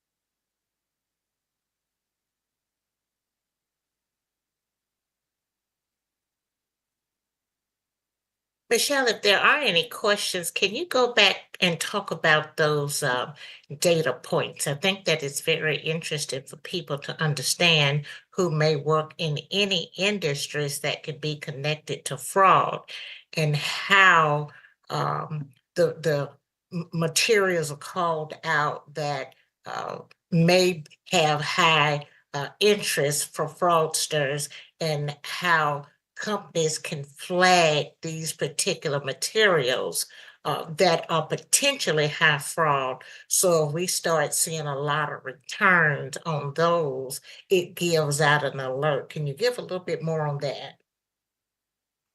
Yes, so if you have, let's say a high volume, let's say MacBooks, those tend to be a really popular category, falsified returns. If you have the serial number is always on the box, so maybe implementing an automated way to track that serial number when it goes out the door, when it returns, look at where it's being returned from. If you're using UPS, FedEx, I forget some of the other shipping companies, your account should automatically enable that. You should have an API that allows you to import the tracking number from those boxes that went out. You can import the geolocation, the address, and quickly just match it up with your internal system to make sure that the data aligns. You can pull in public records, the owner information of the property where something is being shipped. How closely does that match with the name of the recipient? We have a lot of models in place nowadays that can just quickly parse through thousands of emails and score how close they are. Similarity in spelling, maybe Robert and Bob, you're going to put those groupings together. Use topic modeling for refund requests. Does the wording come in the same? when they submit on Amazon, for example, where you're given the option to insert a comment with the return reason. How similar is the wording? Are you seeing a pattern from a certain cluster of accounts where they're using identical wording in those return reasons? Delivery directions. So maybe sometimes we'll say, use this code or leave at the door. Don't leave at the door, come around back. Look for those types of patterns and have some automated alerting in place to link, okay, this activity, this wording, these phrases are coming from this cluster of accounts. We're seeing device fingerprints. People legitimately send each other, I send family members items all the time online that I purchase. So look at the time of year, family holidays where families do tend to be together. It's not going to be unusual to see multiple device fingerprints coming in from those locations. Maybe everybody's Black Friday shopping online together. So you're going to also want to take into account the temporal conditions, maybe create some variables for that. Look at the metrics between certain employees, certain warehouses, certain regions, have those stacked up against the other individuals within those regions, within those warehouses. Not necessarily related to, so if you have a hotline for reporting fraud, and the same goes for tips for the tragedies that we see online, all too often we'll see a headline that, oh, the FBI was warned that this was going to happen. And so, it's easy for us to sit at home in our smartphone jury bench and, lash out that the FBI didn't do something sooner. But the reality is, sifting through thousands, sometimes hundreds of thousands of tips and identifying which of those is credible, it takes time. So use topic modeling. The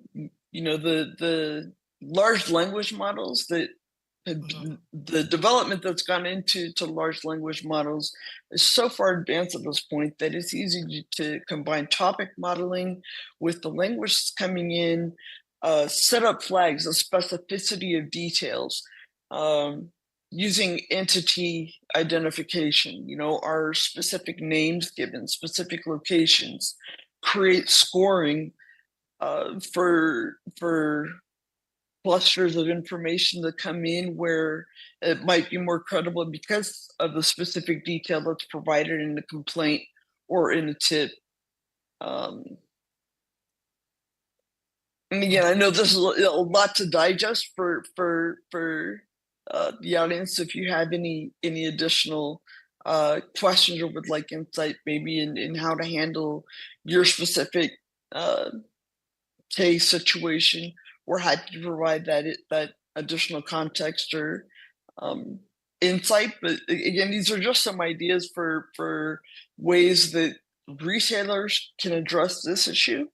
How you can link this information within your own organization, how to make better use of the data, pull in as much open source information as possible, make use of those of public records, do reverse lookups in, it's easy to say that you can never have enough data or you have too much data.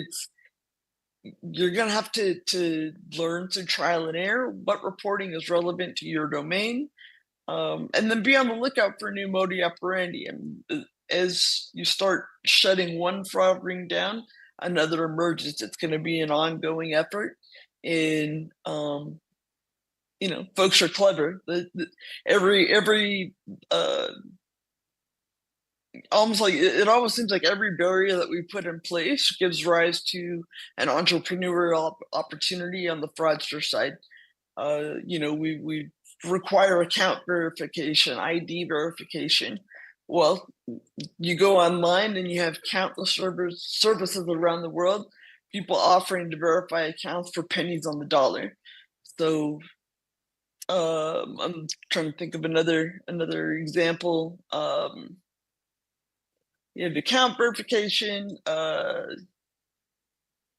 They sell pre-bundled accounts, credentials, Stilo logs, and the list of clever tactics that they put in place to work around our workarounds are endless.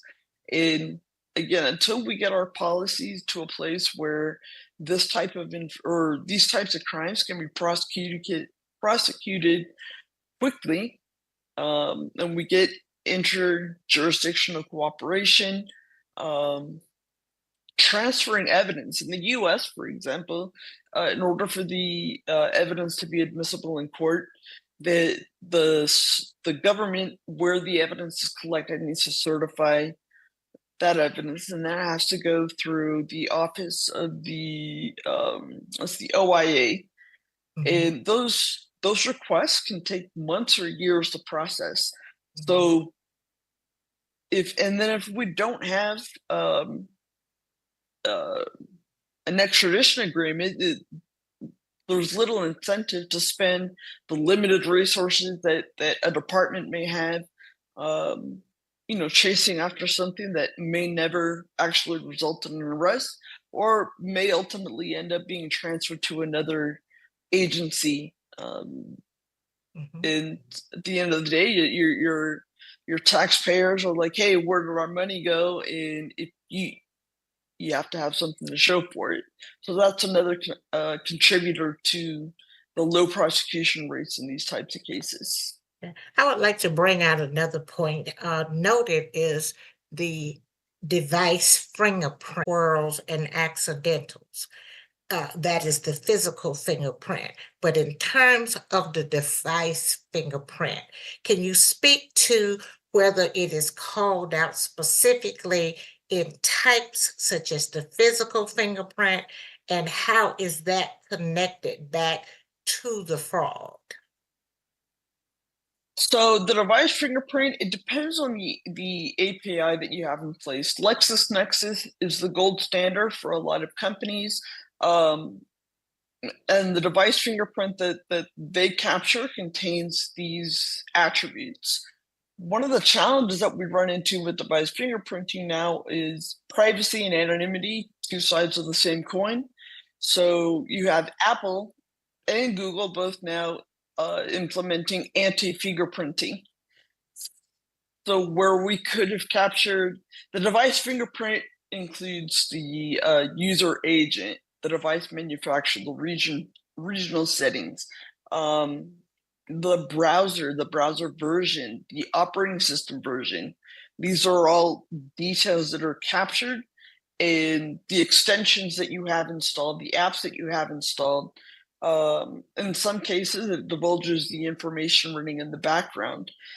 The time, there's so many attributes that it depends on the service, but those are the primary attributes that are captured in a device fingerprint, and they are, I believe, the last test, like 99% specific to any device.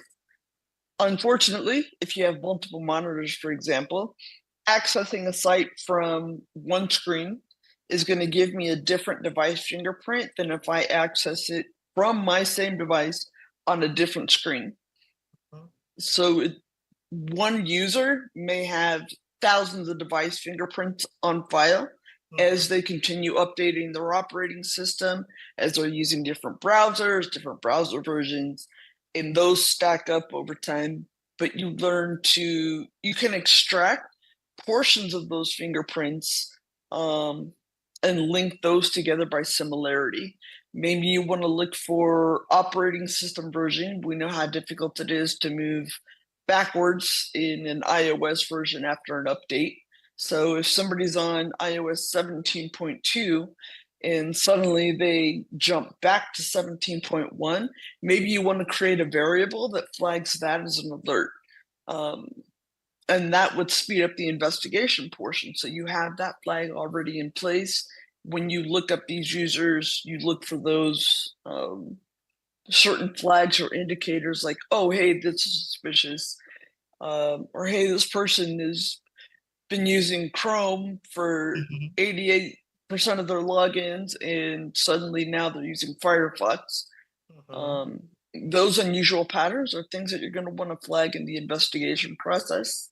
Okay. The anti-fingerprinting with the privacy protection methods are making this less useful of a tool, so we're going to have to continue to evolve identifiers, how we identify the devices and users that are accessing our systems. Okay, thank you. Great. Michelle, you mentioned that fraudsters are definitely outpacing us in terms of their antics. So based on the research that you conducted, to what extent did you find perhaps that the fraudsters are primarily using linear or complex models to outpace us? So as far as outpacing, that's been an ongoing problem even since before the internet age. That is just the nature of the beast, unfortunately. But the collusion piece really came into light, I'd say, with the social media in the availability of these massive chat apps, Discord, Telegram, WhatsApp, Facebook groups, where you can basically lock people out, let only certain people in, and have your activity continue unhindered, uncensored. You also have the fine line between freedom of speech and, you know, the ability to just frequently post online, hey, here's my illegal service, anybody who wants to buy it, sign up. And you have hundreds of thousands of people in these channels openly speaking about illicit activity. The detection model, they know who the different providers are, the different detection methods. That's another piece, I forgot to mention that. So in implementing your detection methods within your organization, you're going to want to keep what you're using to detect users or detect this type of activity limited to only people who need to know. Because as soon as you disclose it, everybody knows the workaround. That's I'm not sure it totally addressed the question, but I think it's just an important piece to mention here. Yeah, thank you. Thank you. It sounded a bit more trending towards the linear models. Yeah, so as far as linear models, that is, you know, is this credit card stolen? Yay, nay? Yeah. That's perfect for machine learning, the classical machine learning, because it's gauging that transaction and it's classifying the risk to that transaction. But your risk from a $5 or $10 transaction is minimal compared to identifying 5,000 people who are working together, and you're gonna miss the forest for the trees, so to speak. Okay, thank you. Were there any questions that came in, perhaps online or in the room? Hi, we've had no questions come in at the moment, I'm afraid. Okay. All right. So I'll turn it over to you, Michelle, to close us out. All right. Well, again, we want to thank you for joining us today. Our contact information here on this slide. And I'm going to stop sharing my screen. Wonderful. Thank you very much. Thank you. Thank you. Thank you.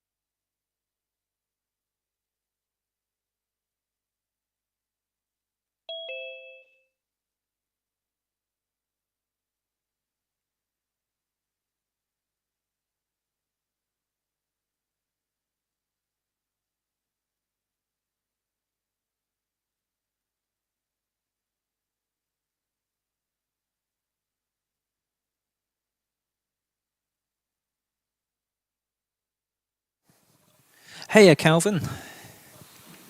Good morning. How are you doing? I'm great, thank you. How are you? I'm doing great. Wonderful. We'll just wait a few more minutes. We're over here in Oxford. We're set up to be ready to go at 3:30, so we've still got another 12 minutes left, actually. You're nice and early, which is good. So, Thank you. if it's all right with you, we'll just wait until the other participants turn up. We're waiting for Daryl, Sharon, Ty, and Anuradha. Yeah, even if they, I don't know if they're going to show up. Even if they don't show up, I'll present the presentation. Wonderful. That sounds good to me. Okay, cool. We'll just go back on mute for now as we wait for more people to fill up the room. But I will come back in and say hello again in a moment. Okay. Do you mind if I share my screen now? Yeah, go ahead. Feel free to test it and make sure it all works. That's no problem at all.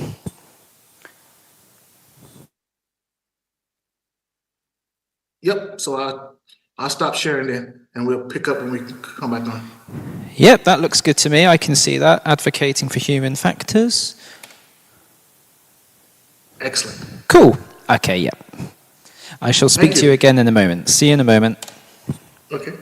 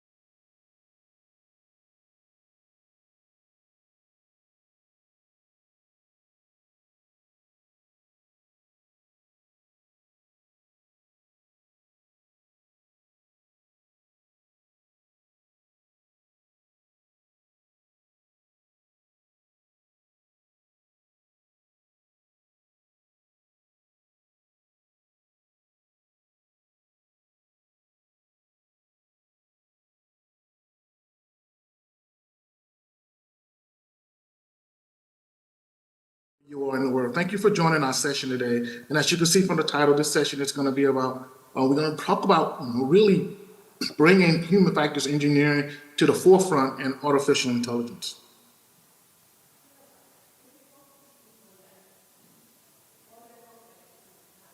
And so here's some of our agenda items for today.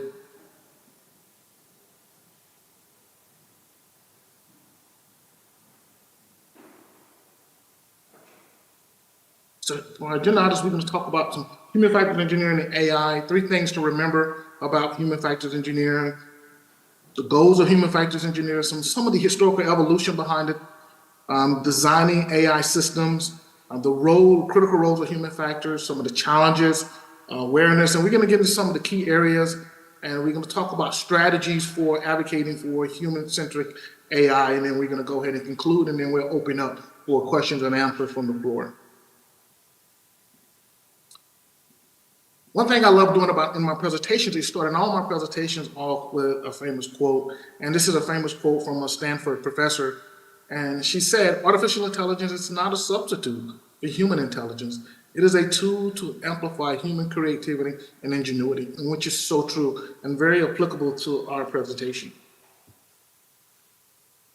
And so when we talk about human factors, we can't turn on the TV today without some type of talk around artificial intelligence. And so, but the one thing we're not really talking about in artificial intelligence are some of the negative attributes or some of the negative consequences of artificial intelligence. And on this particular slide, what do you see here? You see just some things that the media was able to capture, like a Detroit man sues police for wrongful detection, arresting him based on facial recognition technology that failed. Or we talk about some of the massive failures of artificial intelligence today, or we talk about the top 8 AI adoption failures and how to avoid them. So even though AI has recently grown upon us exponentially, there are still some issues with it. And this is why the topic that we're talking about today is so important, because while the technology itself is growing exponentially, the problem with one aspect of the problem with artificial intelligence is that we really having a hard time getting our hands wrapped around how do we make it focus on the user or the human element. And this is where human factors engineering and AI comes into play, because while artificial intelligence is not a novel concept, it's been around since the 1950s, its recent ascendancy creates a lot of complexity addressing the human element. And so it's kind of like we all of a sudden have all these tools, all these new toys that's based around artificial intelligence. However, we're struggling to really understand what we're using when we use artificial intelligence. And so one of those things that we're struggling with the most right now regarding the human interaction and role with artificial intelligence is where's our place? Because one of the things we have to look at is how are we going to leverage artificial intelligence? There are 3 and not more distinct ways we can leverage artificial intelligence. One of it is, it's a tool, which it will always be a tool, but it is a tool that we're able to manipulate. We're able to supervise, we're able to manage it to help us enhance our decision-making, to give us some sort of end product. Or artificial intelligence can be our coworker. Yes, we're at the point now where we really have to start thinking about having a digital coworker. And the other one is, in terms of automation, where artificial intelligence is doing everything for us, but we're managing that process. So what it's really doing is displacing the human in the decision-making process, in that decision-making loop, but it still is an area where we have to really focus on how do we integrate AI into our space. And so, and again, there could be many more combinations out there. I just gave you 3. So there's something to think about, especially the one when we're talking about artificial intelligence being a digital coworker. So 3 things we need to remember about human factors engineering. 1, it is a discipline. 2, it's a profession. And 3, it is scientific. So throughout this presentation, I want you to always think about those 3 things, that human factors engineering is a discipline, it's a profession, and it's scientific. So some of you might be asking, exactly what is human factors engineering? And so the International Ergonomics Association said it's a scientific discipline with the understanding of interaction between the end users, people, elements, their systems, and the profession, how it applies to theory, to data, to principles, to optimize human well-being and human performance, which in turn help drive better behavior. And so this is what human factors really is. Some of you might say, well, I've never seen human factors. Well, think about the last time you boarded an airplane. You saw the principles of human factors at work. You saw how the stewardesses on the plane were doing their jobs. The pilots were in the cockpit getting the airplane ready for takeoff, and they were communicating with each other through audible sound. And so that's human factors principles. And so the question we have to ask ourselves today is, how do we bring artificial intelligence and human factors together? And so the other thing I want you to think about, by leveraging human factors engineering, we're going to enhance the design of our systems, our tools, our equipment, our processes, our procedures, and which is going to enable us to have more effective and better human performance. And the one thing that I want you all to also realize is that human factors engineering is applicable to just about any domain. So the question remains, it's kind of mysterious to me, and a question that I chase every day as a human factors engineer is, how did this discipline get left out of artificial intelligence? And so let's talk about some goals of human factors engineering, since I gave you the definition. So some of the goals of human factors engineering is to help enhance safety and effectiveness. So think about some of the AI tools that we have out there, AI capabilities that we have, and you think about, are they keeping us safe? Think about when people go to the airport and the facial recognition technology fails, and we have people that's been falsely arrested, or we have artificial intelligence used in healthcare and it's giving incorrect information to the doctor. So these are some things we got to think about. Is it keeping us safe? And also optimizing human system integration. This is so important. Is where do we fit into the artificial intelligence capability? I want us to think about, let's leverage artificial intelligence as a tool, and we working with it, than us trying to change the scenario and we end up working for it. And then we will talk about that in some slides coming up at the end. What's some of the dangers of doing it? So human factors also give us the ability to reduce, mitigate, and limit human errors. Human errors will always exist. It's a part of who we are. We make mistakes as people, and so that's not going to change. It enhances system availability. Why does it enhance system availability? It's about the design aspect. We are designing systems based on our own limitations and weaknesses. And it also increased system reliability, meaning that because we put the system under so much scrutiny, and we use what we call a forcing function in human factors, meaning we're trying to get the system to perform, to do certain things. Even if it's to do some things wrong in the testing phase, we wanted those systems to do things wrong so we can iron out the adversity of those wrongdoings, so we can increase the system reliability when we take it in production and go live with it. But one of the things we need to remember about human factors engineering as a whole is that it is widely acknowledged that it is woefully underutilized, especially when we're talking about investigating issues and developing some practical solutions. And this also, there's a list of unintended consequences around this because we're not leveraging human factors engineering. And this also includes the AI space.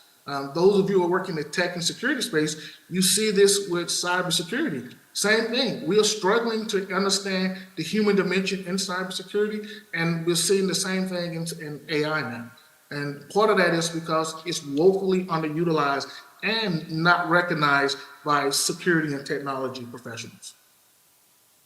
And so this is why it's so important for us to advocate for human factors engineering and artificial intelligence. It's because one area is the critical area of investigation. we have to have a better understanding between the user and the AI system. So how do we integrate it? How do we leverage it? How do we understand it? And so this is very important because at the end of the day, systems should be built around people. That's the human-centric aspect, rather than people built around systems. It doesn't work. And we must also address the human artificial intelligence interplay. That is ensuring optimum user experience and system performance. I was very fortunate to catch a podcast yesterday, and it was the CTO from Deloitte. And one of the things he was talking about is with artificial intelligence going forward is that we have to pay attention to the user experience. And one way of paying attention to the user experience is by integrating user experience professionals into the artificial intelligence lifecycle development so that they can help us understand how do we capture the user experience from a human-centric perspective. And so that's very important. The other thing he talked about was the user interface. And so from a human factors engineering aspect, we have user experience professionals being integrated. We have user UI, user interface professionals and work happening. But the field of human factors engineering is a vast field. We need a lot more of those professionals integrated into the artificial intelligence lifecycle so we can keep the human-centric and build around human limitations and weaknesses. And so here's a laundry list of just some human factors concerns with AI. This could have went on for another 4 or 5 slides. So what I did, I just tried to pare it down to some of the more critical issues that we see with human factors concerns with AI. For instance, ethical considerations. Under ethical considerations, you could talk about some of the biases that we're seeing with the data and the algorithms in artificial intelligence. For instance, like we talked about earlier, the gentleman in Detroit who had the issue with the law because the facial recognition technology failed. User experience. Even though some companies and organizations are paying close attention to user experience, some are not. It's not that important. They feel it's better to produce the technology rather than design and the human experience aspect of it. The human-machine collaboration. This is something that's been done for many, many decades, but we struggle with it in AI. A couple more here, just trust and transparency we'll talk about. We also need to start talking about the psychological impact of AI, our cognitive workload with AI. How is that going to impact us cognitively? Where typically when we talk about our work environment, we might be more manually involved in our work environment, or we might have some type of semi-automation that we're leveraging. But now we're talking about bringing in artificial intelligence where it's going to do all the work for us.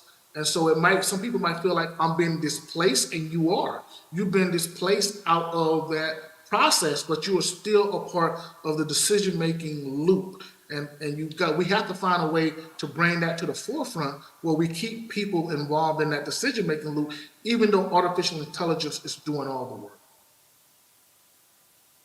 And so the other thing we got to talk about is the historical evolution of artificial intelligence. It's been around for more than 6 decades. And it came about through sciences and theories and mathematical logic and statistics and computational neurobiology and computer science. That's a lot, but it came together over 6 decades ago. And now we're at a point now where we're producing at a very low scale right now, generative AI with the primary objective of replicating human cognitive abilities. In other words, we're creating systems that think like humans.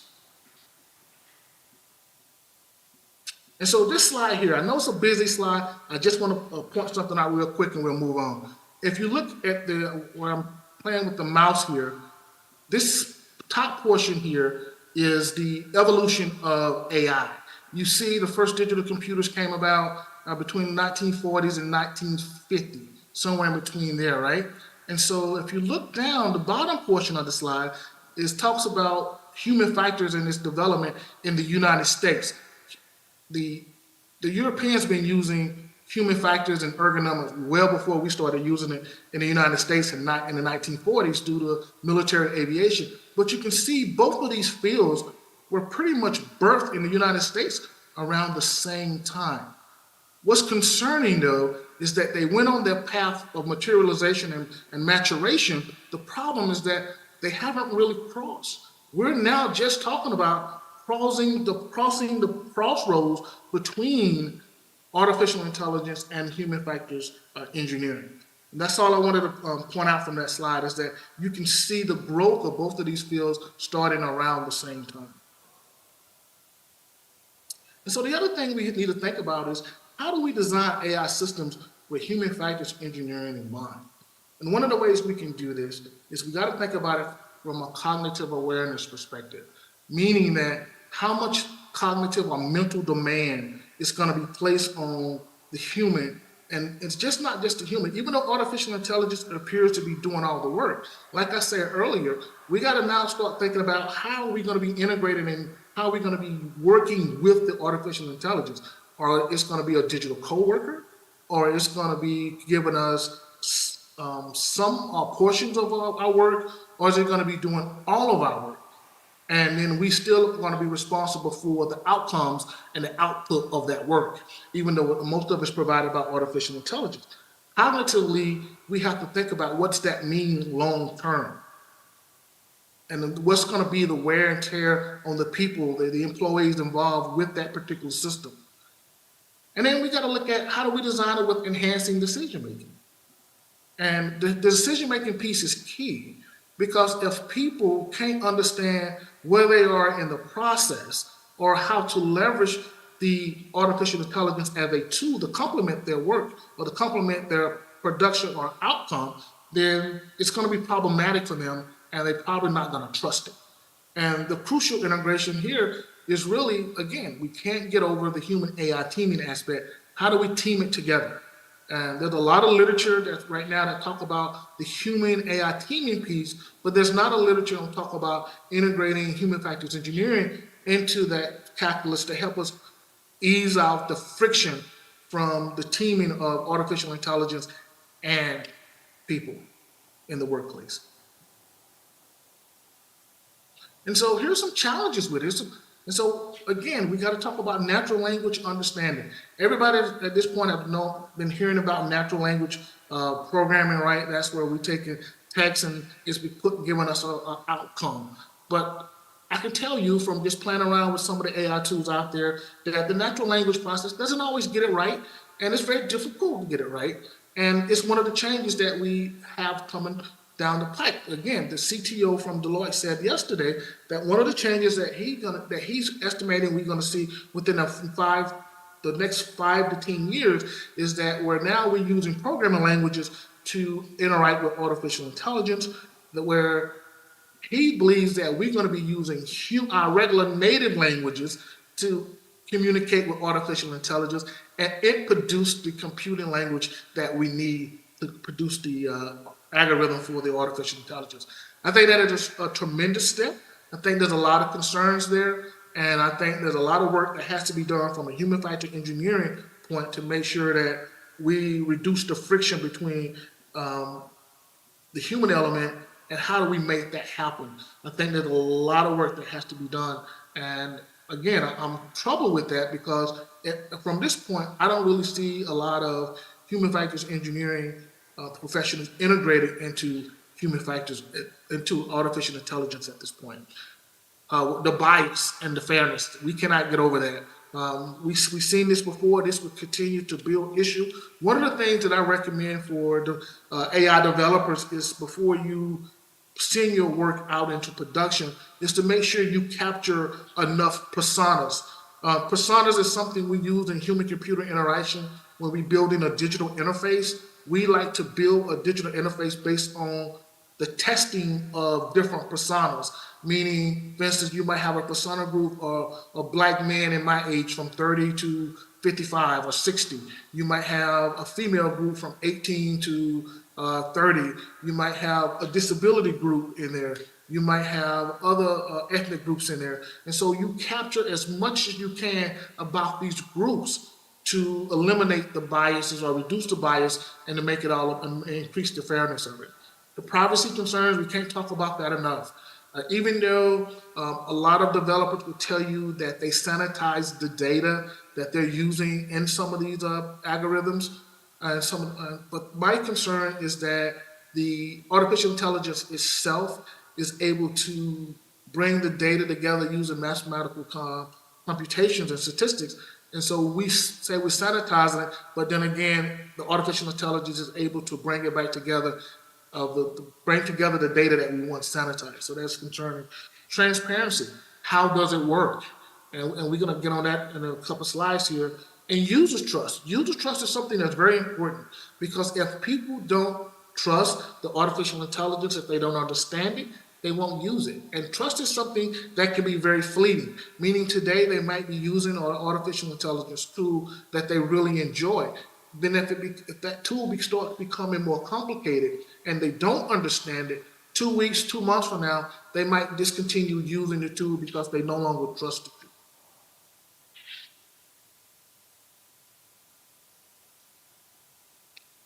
The other one is ethical, ethical dilemmas. We can't talk about this one enough because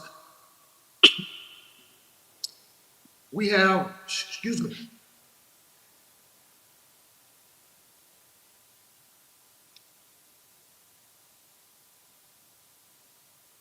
there's all sorts of there's all sort of ethical dilemmas that's going on. For instance, some people are concerned about sharing, like we talked about privacy recently, talk about sharing PII. Some people are concerned about just giving too much information. Some people are concerned about if they include their information in an algorithm such as like ChatGPT, that it becomes part of the ChatGPT algorithm. And then there's also concerns if you generate something from ChatGPT or you generate something from an AI tool, is it how you go about the copyright? How do you go about protecting it? And so there's all kind of ethical dilemmas and concerns around those capabilities. Data quality. Again, we always have a saying, garbage in equals garbage out, but how do we sanitize the data and how do we make sure that we get good data so that the algorithm is giving us the most optimum output? We talked about user interface design. We cannot overemphasize that, because if users cannot get past the ability to integrate and leverage the user interface, they will not use the tool or capability of product at all and just walk away from it. And so that definitely is very negative and harmful to the human AI interaction. Security is another one. We could talk about security with AI and people all day, but I would just say this is that, once again, with AI capability, especially when it gets in the hands of the adversary, can the adversary leverage AI capabilities to reverse engineer to harm us from a security aspect? So those are things that we have to start thinking about. And those are things that people and organizations are already thinking about, especially those organizations who are under, just cyber attacks every day. And we do have that happening. And the adaptation of user preferences. How do we get feedback from the users to those AI developers so they can make changes to enhance the capability of the AI tool or the application of the system that the user is going to be using? That feedback loop is key, that mechanism to inform the system. And here's the thing with AI, just like anything else we use, there's a life cycle. And that life cycle has to be open to feedback from the users. And if that feedback doesn't get back to the developers, then the user will feel like they don't no longer trust the system and they won't use the system. And one of the growing phenomena that we're seeing with artificial intelligence is AI awareness. And so this is all about understanding the AI systems. How do we understand it? How do we categorize it? How do we deal with the different facets of awareness around it? And this is very complicated because, for instance, just think about when you use ChatGPT or some other AI tool, do you really understand what's happening behind the scenes? Is it maintaining your awareness? Are you situationally aware of what's going on? And if the answer is no, then you probably don't have a full level of trust in the tool, even though the tool is able to give us great output in some cases is still that factor in there. I don't understand what it's doing. And we also have to remember that AI, artificial intelligence awareness, is still in this infancy stage, and we're going to have to continue to develop this in literature so that it can take root. And it's really going to help us focus on three things. Transparency. Remember, we talked about transparency, but we'll get to that in a few. Communication. How do we have better communication between the developers and the end users, not just the end users, but also communication between the AI tool and the persons that are using it or the organization that's using it, and calibrated trust. Remember, I just told you, these tools are going to morph over time. They're going to become a lot more sophisticated over time. And so, again, it's going to require us as end users to calibrate our trust, whether we trust the tool because we understand what it's doing or we don't trust the tool because we don't understand what it's doing. But when we talk about transparency, it's really getting into understanding the black box of the system. And what those black boxes of the system is, that's the algorithm and the data it's using in the algorithm to make a decision. Do we understand the decision-making process? And is the system telling us its decision-making, how it arrived to that final output? If we can have transparency to understand that, that will help us understand the artificial intelligence. And so, again, how do we go about bringing about this transparency, helping the artificial intelligence help us understand how its decision-making? Because at the end of the day, a lot of people are going to be looking to depend on artificial intelligence to gain the competitive advantage because it's there. It's a tool now. It's out there, and it's not like we can put it back in the box. We can't. It's out there. And so companies are saying, how do I leverage AI to be competitively advantaged? And the other thing we talked about safety, accountability, and explainability, which we'll get to in a few minutes. And so there's this other phenomenon that's happening with AI. It's called anthropomorphism. And I first learned about this in my academic writing. I remember one time I submitted a paper and I had a professor told me that he said, you are violating anthropomorphism right now. And I had to go look that up. And that was years ago. And what it is just basically when you give human-like traits and characteristics to non-human things. And so when we look at anthropomorphism, there's 4 degrees of AI anthropomorphism. And so there's one called courtesy, being polite to the AI. And then the other one is reinforcement, giving praise to the AI, and role playing with the AI. And the other one is building companionship. Now this is where it can really turn to the dark side. This is where cyber psychologists come in and say, okay, we need to understand how people are interacting with digital technologies on an online environment and so on, because now we begin to see people have real life conversation and relationships with artificial intelligence. And so this is a concern that we must understand. And how do we help end users understand that, giving human-like characteristics to AI is good and it's bad. It's a double-edged sword. It's a double-edged sword in the fact that the good, it can be potentially a digital coworker, or it could be a tool that helps us have higher productions and output. But the negative aspects of it is when people go too far with it and they start to develop companionships and other things with artificial intelligence. And so how do we get that under control? And this is where I think human factors engineering can come in and help build some boundaries and help put out some communications and understanding that at the end of the day, artificial intelligence is still a tool. And then you heard me talk about this several times, and now we're going to get into it. Explainability and AI systems. We really have to understand the system. And for me as an end user to understand how and what I'm using, I need to understand it beyond the technical aspects of it. Like, again, I pretty much understand that ChatGPT is using data, it's running an algorithm, and then through that algorithm, I ask it a question, I do some prompt engineering, and it gives me a response. I still need more transparency on it because I want to see the decision-making process behind it, or how it derived at its outcome. And so the explainability in AI system is key, because if the system cannot explain how it reached its decision or its output, then again, the trust is going to be less. People are not going to be trusting of these systems because they don't really understand it. And so this is a real challenge for us as human factors engineers, because now we have to figure out how do we help systems design an explainability aspect.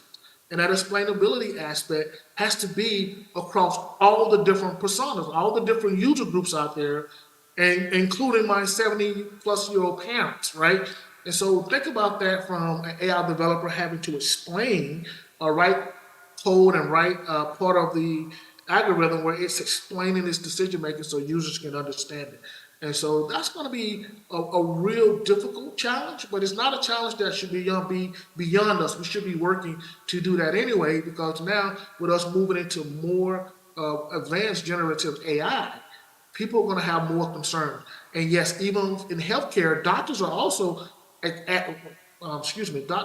asking for explainability in AI systems, because now they want to show the patients how artificial intelligence reaches decisions, and which the doctor's going to most likely leverage in helping inform the patients of a diagnosis of something. And so ensuring safety in AI, this is very important when we talk about safety. You know, a lot of us, think about self-driving cars, and from this perspective, think about some of the transport carriers on the highway, and that's going to be driven by AI. And now we've got to make sure that we got a safety assurance aspect to it. And not only do we need just the assurance, we need safety cases where we can ensure that the artificial intelligence is going to keep us safe and it's going to be reliable to do the right things at all times. I was reading something recently about self-driving cars, and most of us already know there's an issue with self-driving cars, especially making left turns. And so I find that very fascinating that researchers and scientists are still trying to determine what causes vehicles to have problems when they make left turns. Now, and I also was able to talk to a coworker of mine who was able to travel out to San Francisco a couple months ago and participate in the self-driving car experiment. And the cars were kind of like, imagine Uber-like, but it wasn't Uber, where you get in the car and there's no driver. And he was able to participate in that experimentation, and he was very comfortable with it. The feedback he got was the car performed amazingly well, and the car did a lot better than what I thought it was going to do, because there was no emotion involved in it. So the car was just able to do exactly what it was programmed to provide a service to the rider. And so that's like why safety is so important in this aspect. The other thing we have to admit is that we're going to make errors. The artificial intelligence is going to make errors. Can you imagine a self-driving car in rush hour traffic in Los Angeles or LA? Dallas or Atlanta or Chicago or one of the other major metropolitan cities around the world? That could be very problematic, especially during rush hour. So this also be frustrating. But again, that is something that we're going to have to work through and learn to accept, that AI is going to make errors. And because it makes errors, we're going to have to find a way to reduce the amount of errors it's making. And we're going to have to also reduce the amount of errors that we're making or implementing into the process, so that in case the AI is kind of like a digital co-worker, or we're controlling the AI completely, right? And then how do we integrate safety into human factors engineering? This is a natural fit. One of the goals of human factors engineering is to enhance safety, to focus on safety. And so we've seen this when you look at some of the other domains that leverage human factors engineering. Remember, human factors engineering was born out of military aviation, so the aviation industry in the United States and around the world, very, very good at implementing human factors in all of aviation. So it really could be done. And so we just got to find a way to make it applicable to artificial intelligence so that we can we get to a high level of safety with not so many mistakes and not so many adverse events happening.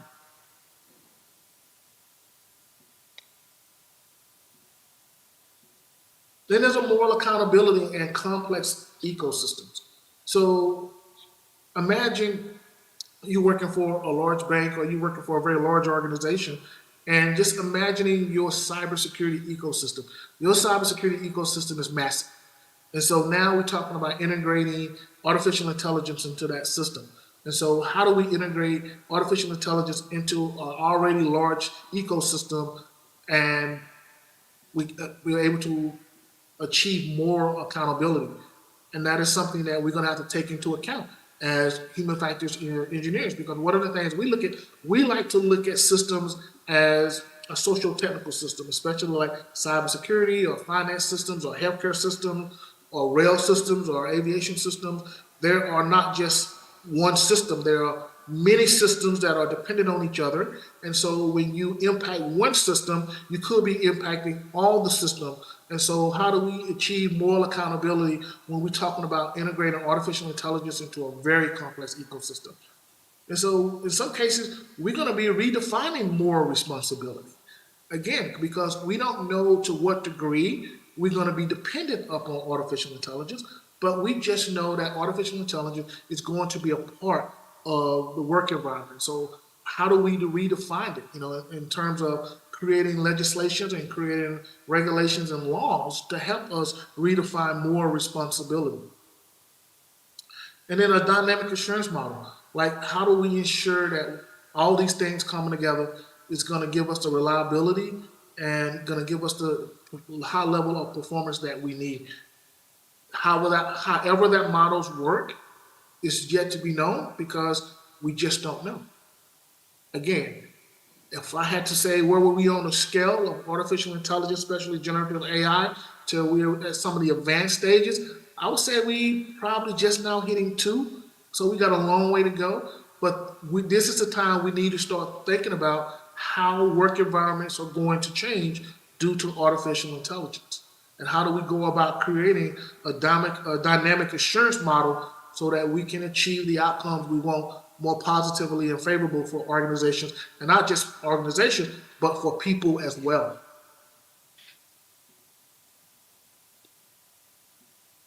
The other thing is human performance degradation. We've seen this before, and we've seen this a lot. We just haven't seen it. I talked about it from the AI perspective. I remember when I wrote my first dissertation in November 2013, I was the happiest man on earth, because the Federal Aviation Administration put out a report that pertained directly to my dissertation that talked about pilots leveraging automation, commercial pilots leveraging automation saw a decline in basic airmanship skill, meaning flying the aircraft. And so it fit hand in hand with my dissertation. And so I was very happy. But I say that to say this: when we leverage automation, we have to offset the degradation in our skill sets. And so the same thing with artificial intelligence. How do we offset the degradation and some of the decision-making abilities and some of the skill sets we used to do and leverage on a routine basis? Now artificial intelligence is going to be doing it. But how do we maintain and keep our skills at a high level? That is something where human factors engineering can come in and help the company determine. It might mean we have to create more simulator-like environments so that software developers can practice their skills more often, or depending on doctors who's going to be leveraging can practice their diagnosis without leveraging AI, or whatever, however we're going to use artificial intelligence. So it depends. So we have to avoid the human performance degradation through leveraging artificial intelligence.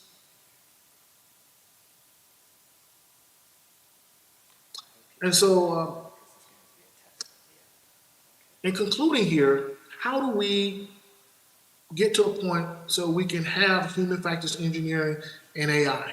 There's some strategies, some things I put together. Believe me, this list could have been 25 initiatives or more. I just kind of came up with 8 here that's very common in the literature. One of the things we need policies directing human-centeredness and human factors engineering and AI. Companies are not going to just volunteer invest and hire human factors engineers unless in some cases they're directed to do so. Why? Because there's a cost aspect. And the other reason is because, like we saw on one of the slides earlier, human factors engineering is woefully underutilized in some spaces, and artificial intelligence is one of them. We need to integrate human factors and psychology-based professionals in the AI development lifecycle.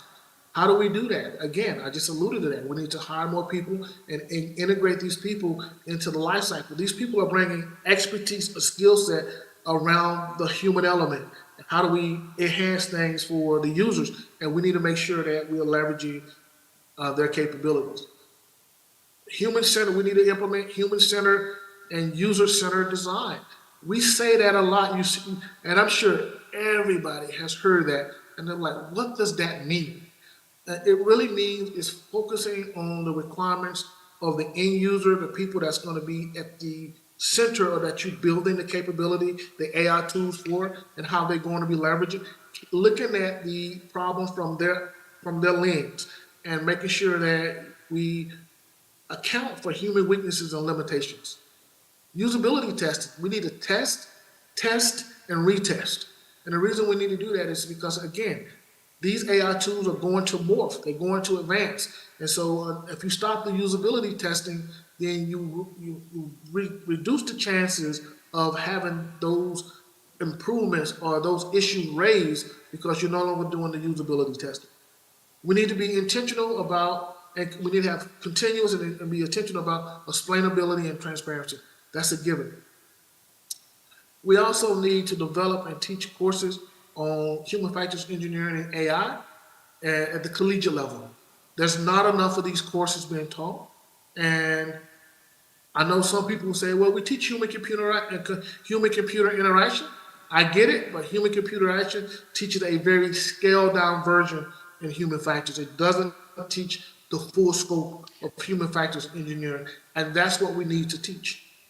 Leverage end users advocacy groups, meaning let end users advocate for the things that they're going to be needing in cybersecurity, in artificial intelligence, and develop and implement a human factors council in AI.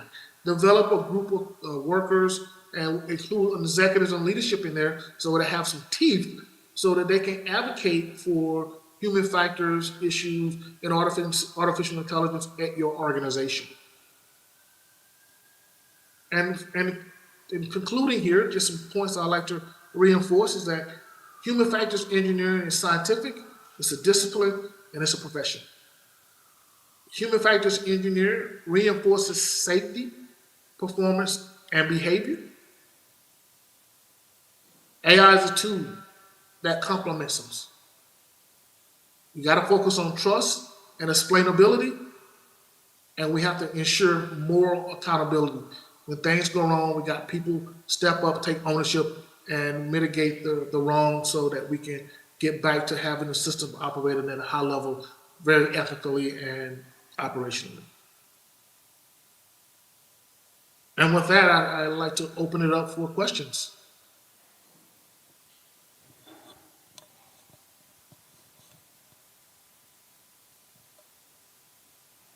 Perfect. Thank you very, very much for that presentation. It doesn't look like we have any questions in the room, and there are none on the live stream either.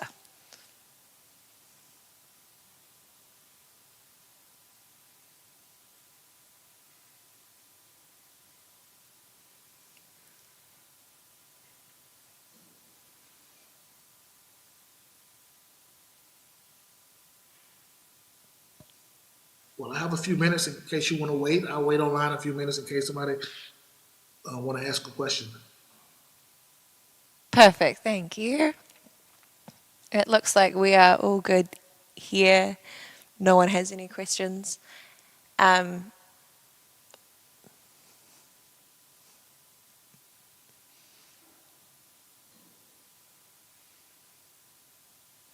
Otherwise, feel free to close the session early if you would like. Yes, we can go ahead and close if there's no question, and thank you for this opportunity. No, perfect. Thank you very much. It was a very interesting presentation, and I hope you have a good rest of your day. You too. Thank you. Thank you.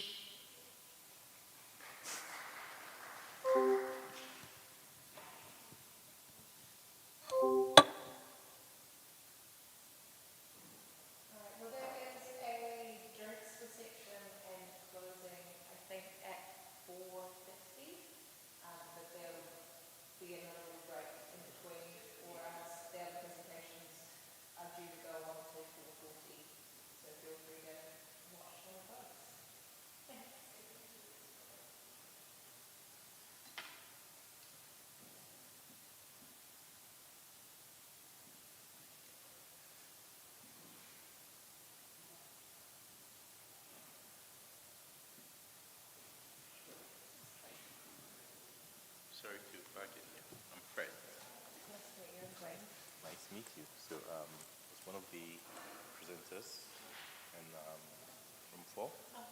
Yeah, and I had to rush out when you moderated for some market, right? Yeah. Do you know the best way to be in touch with her? Because I don't think she's around, is she? She must have left, right? Is she likely to be at the reception? Do you know? I don't know, sorry. Oh, I think there should be online in the conference details. There was a app link The sent form? out, and this has got everyone's profiles on there, and everyone had contact details. Right, right. So that's the best place to look her up. Okay, so I'll probably check that. Good luck. All right, good. Thank you.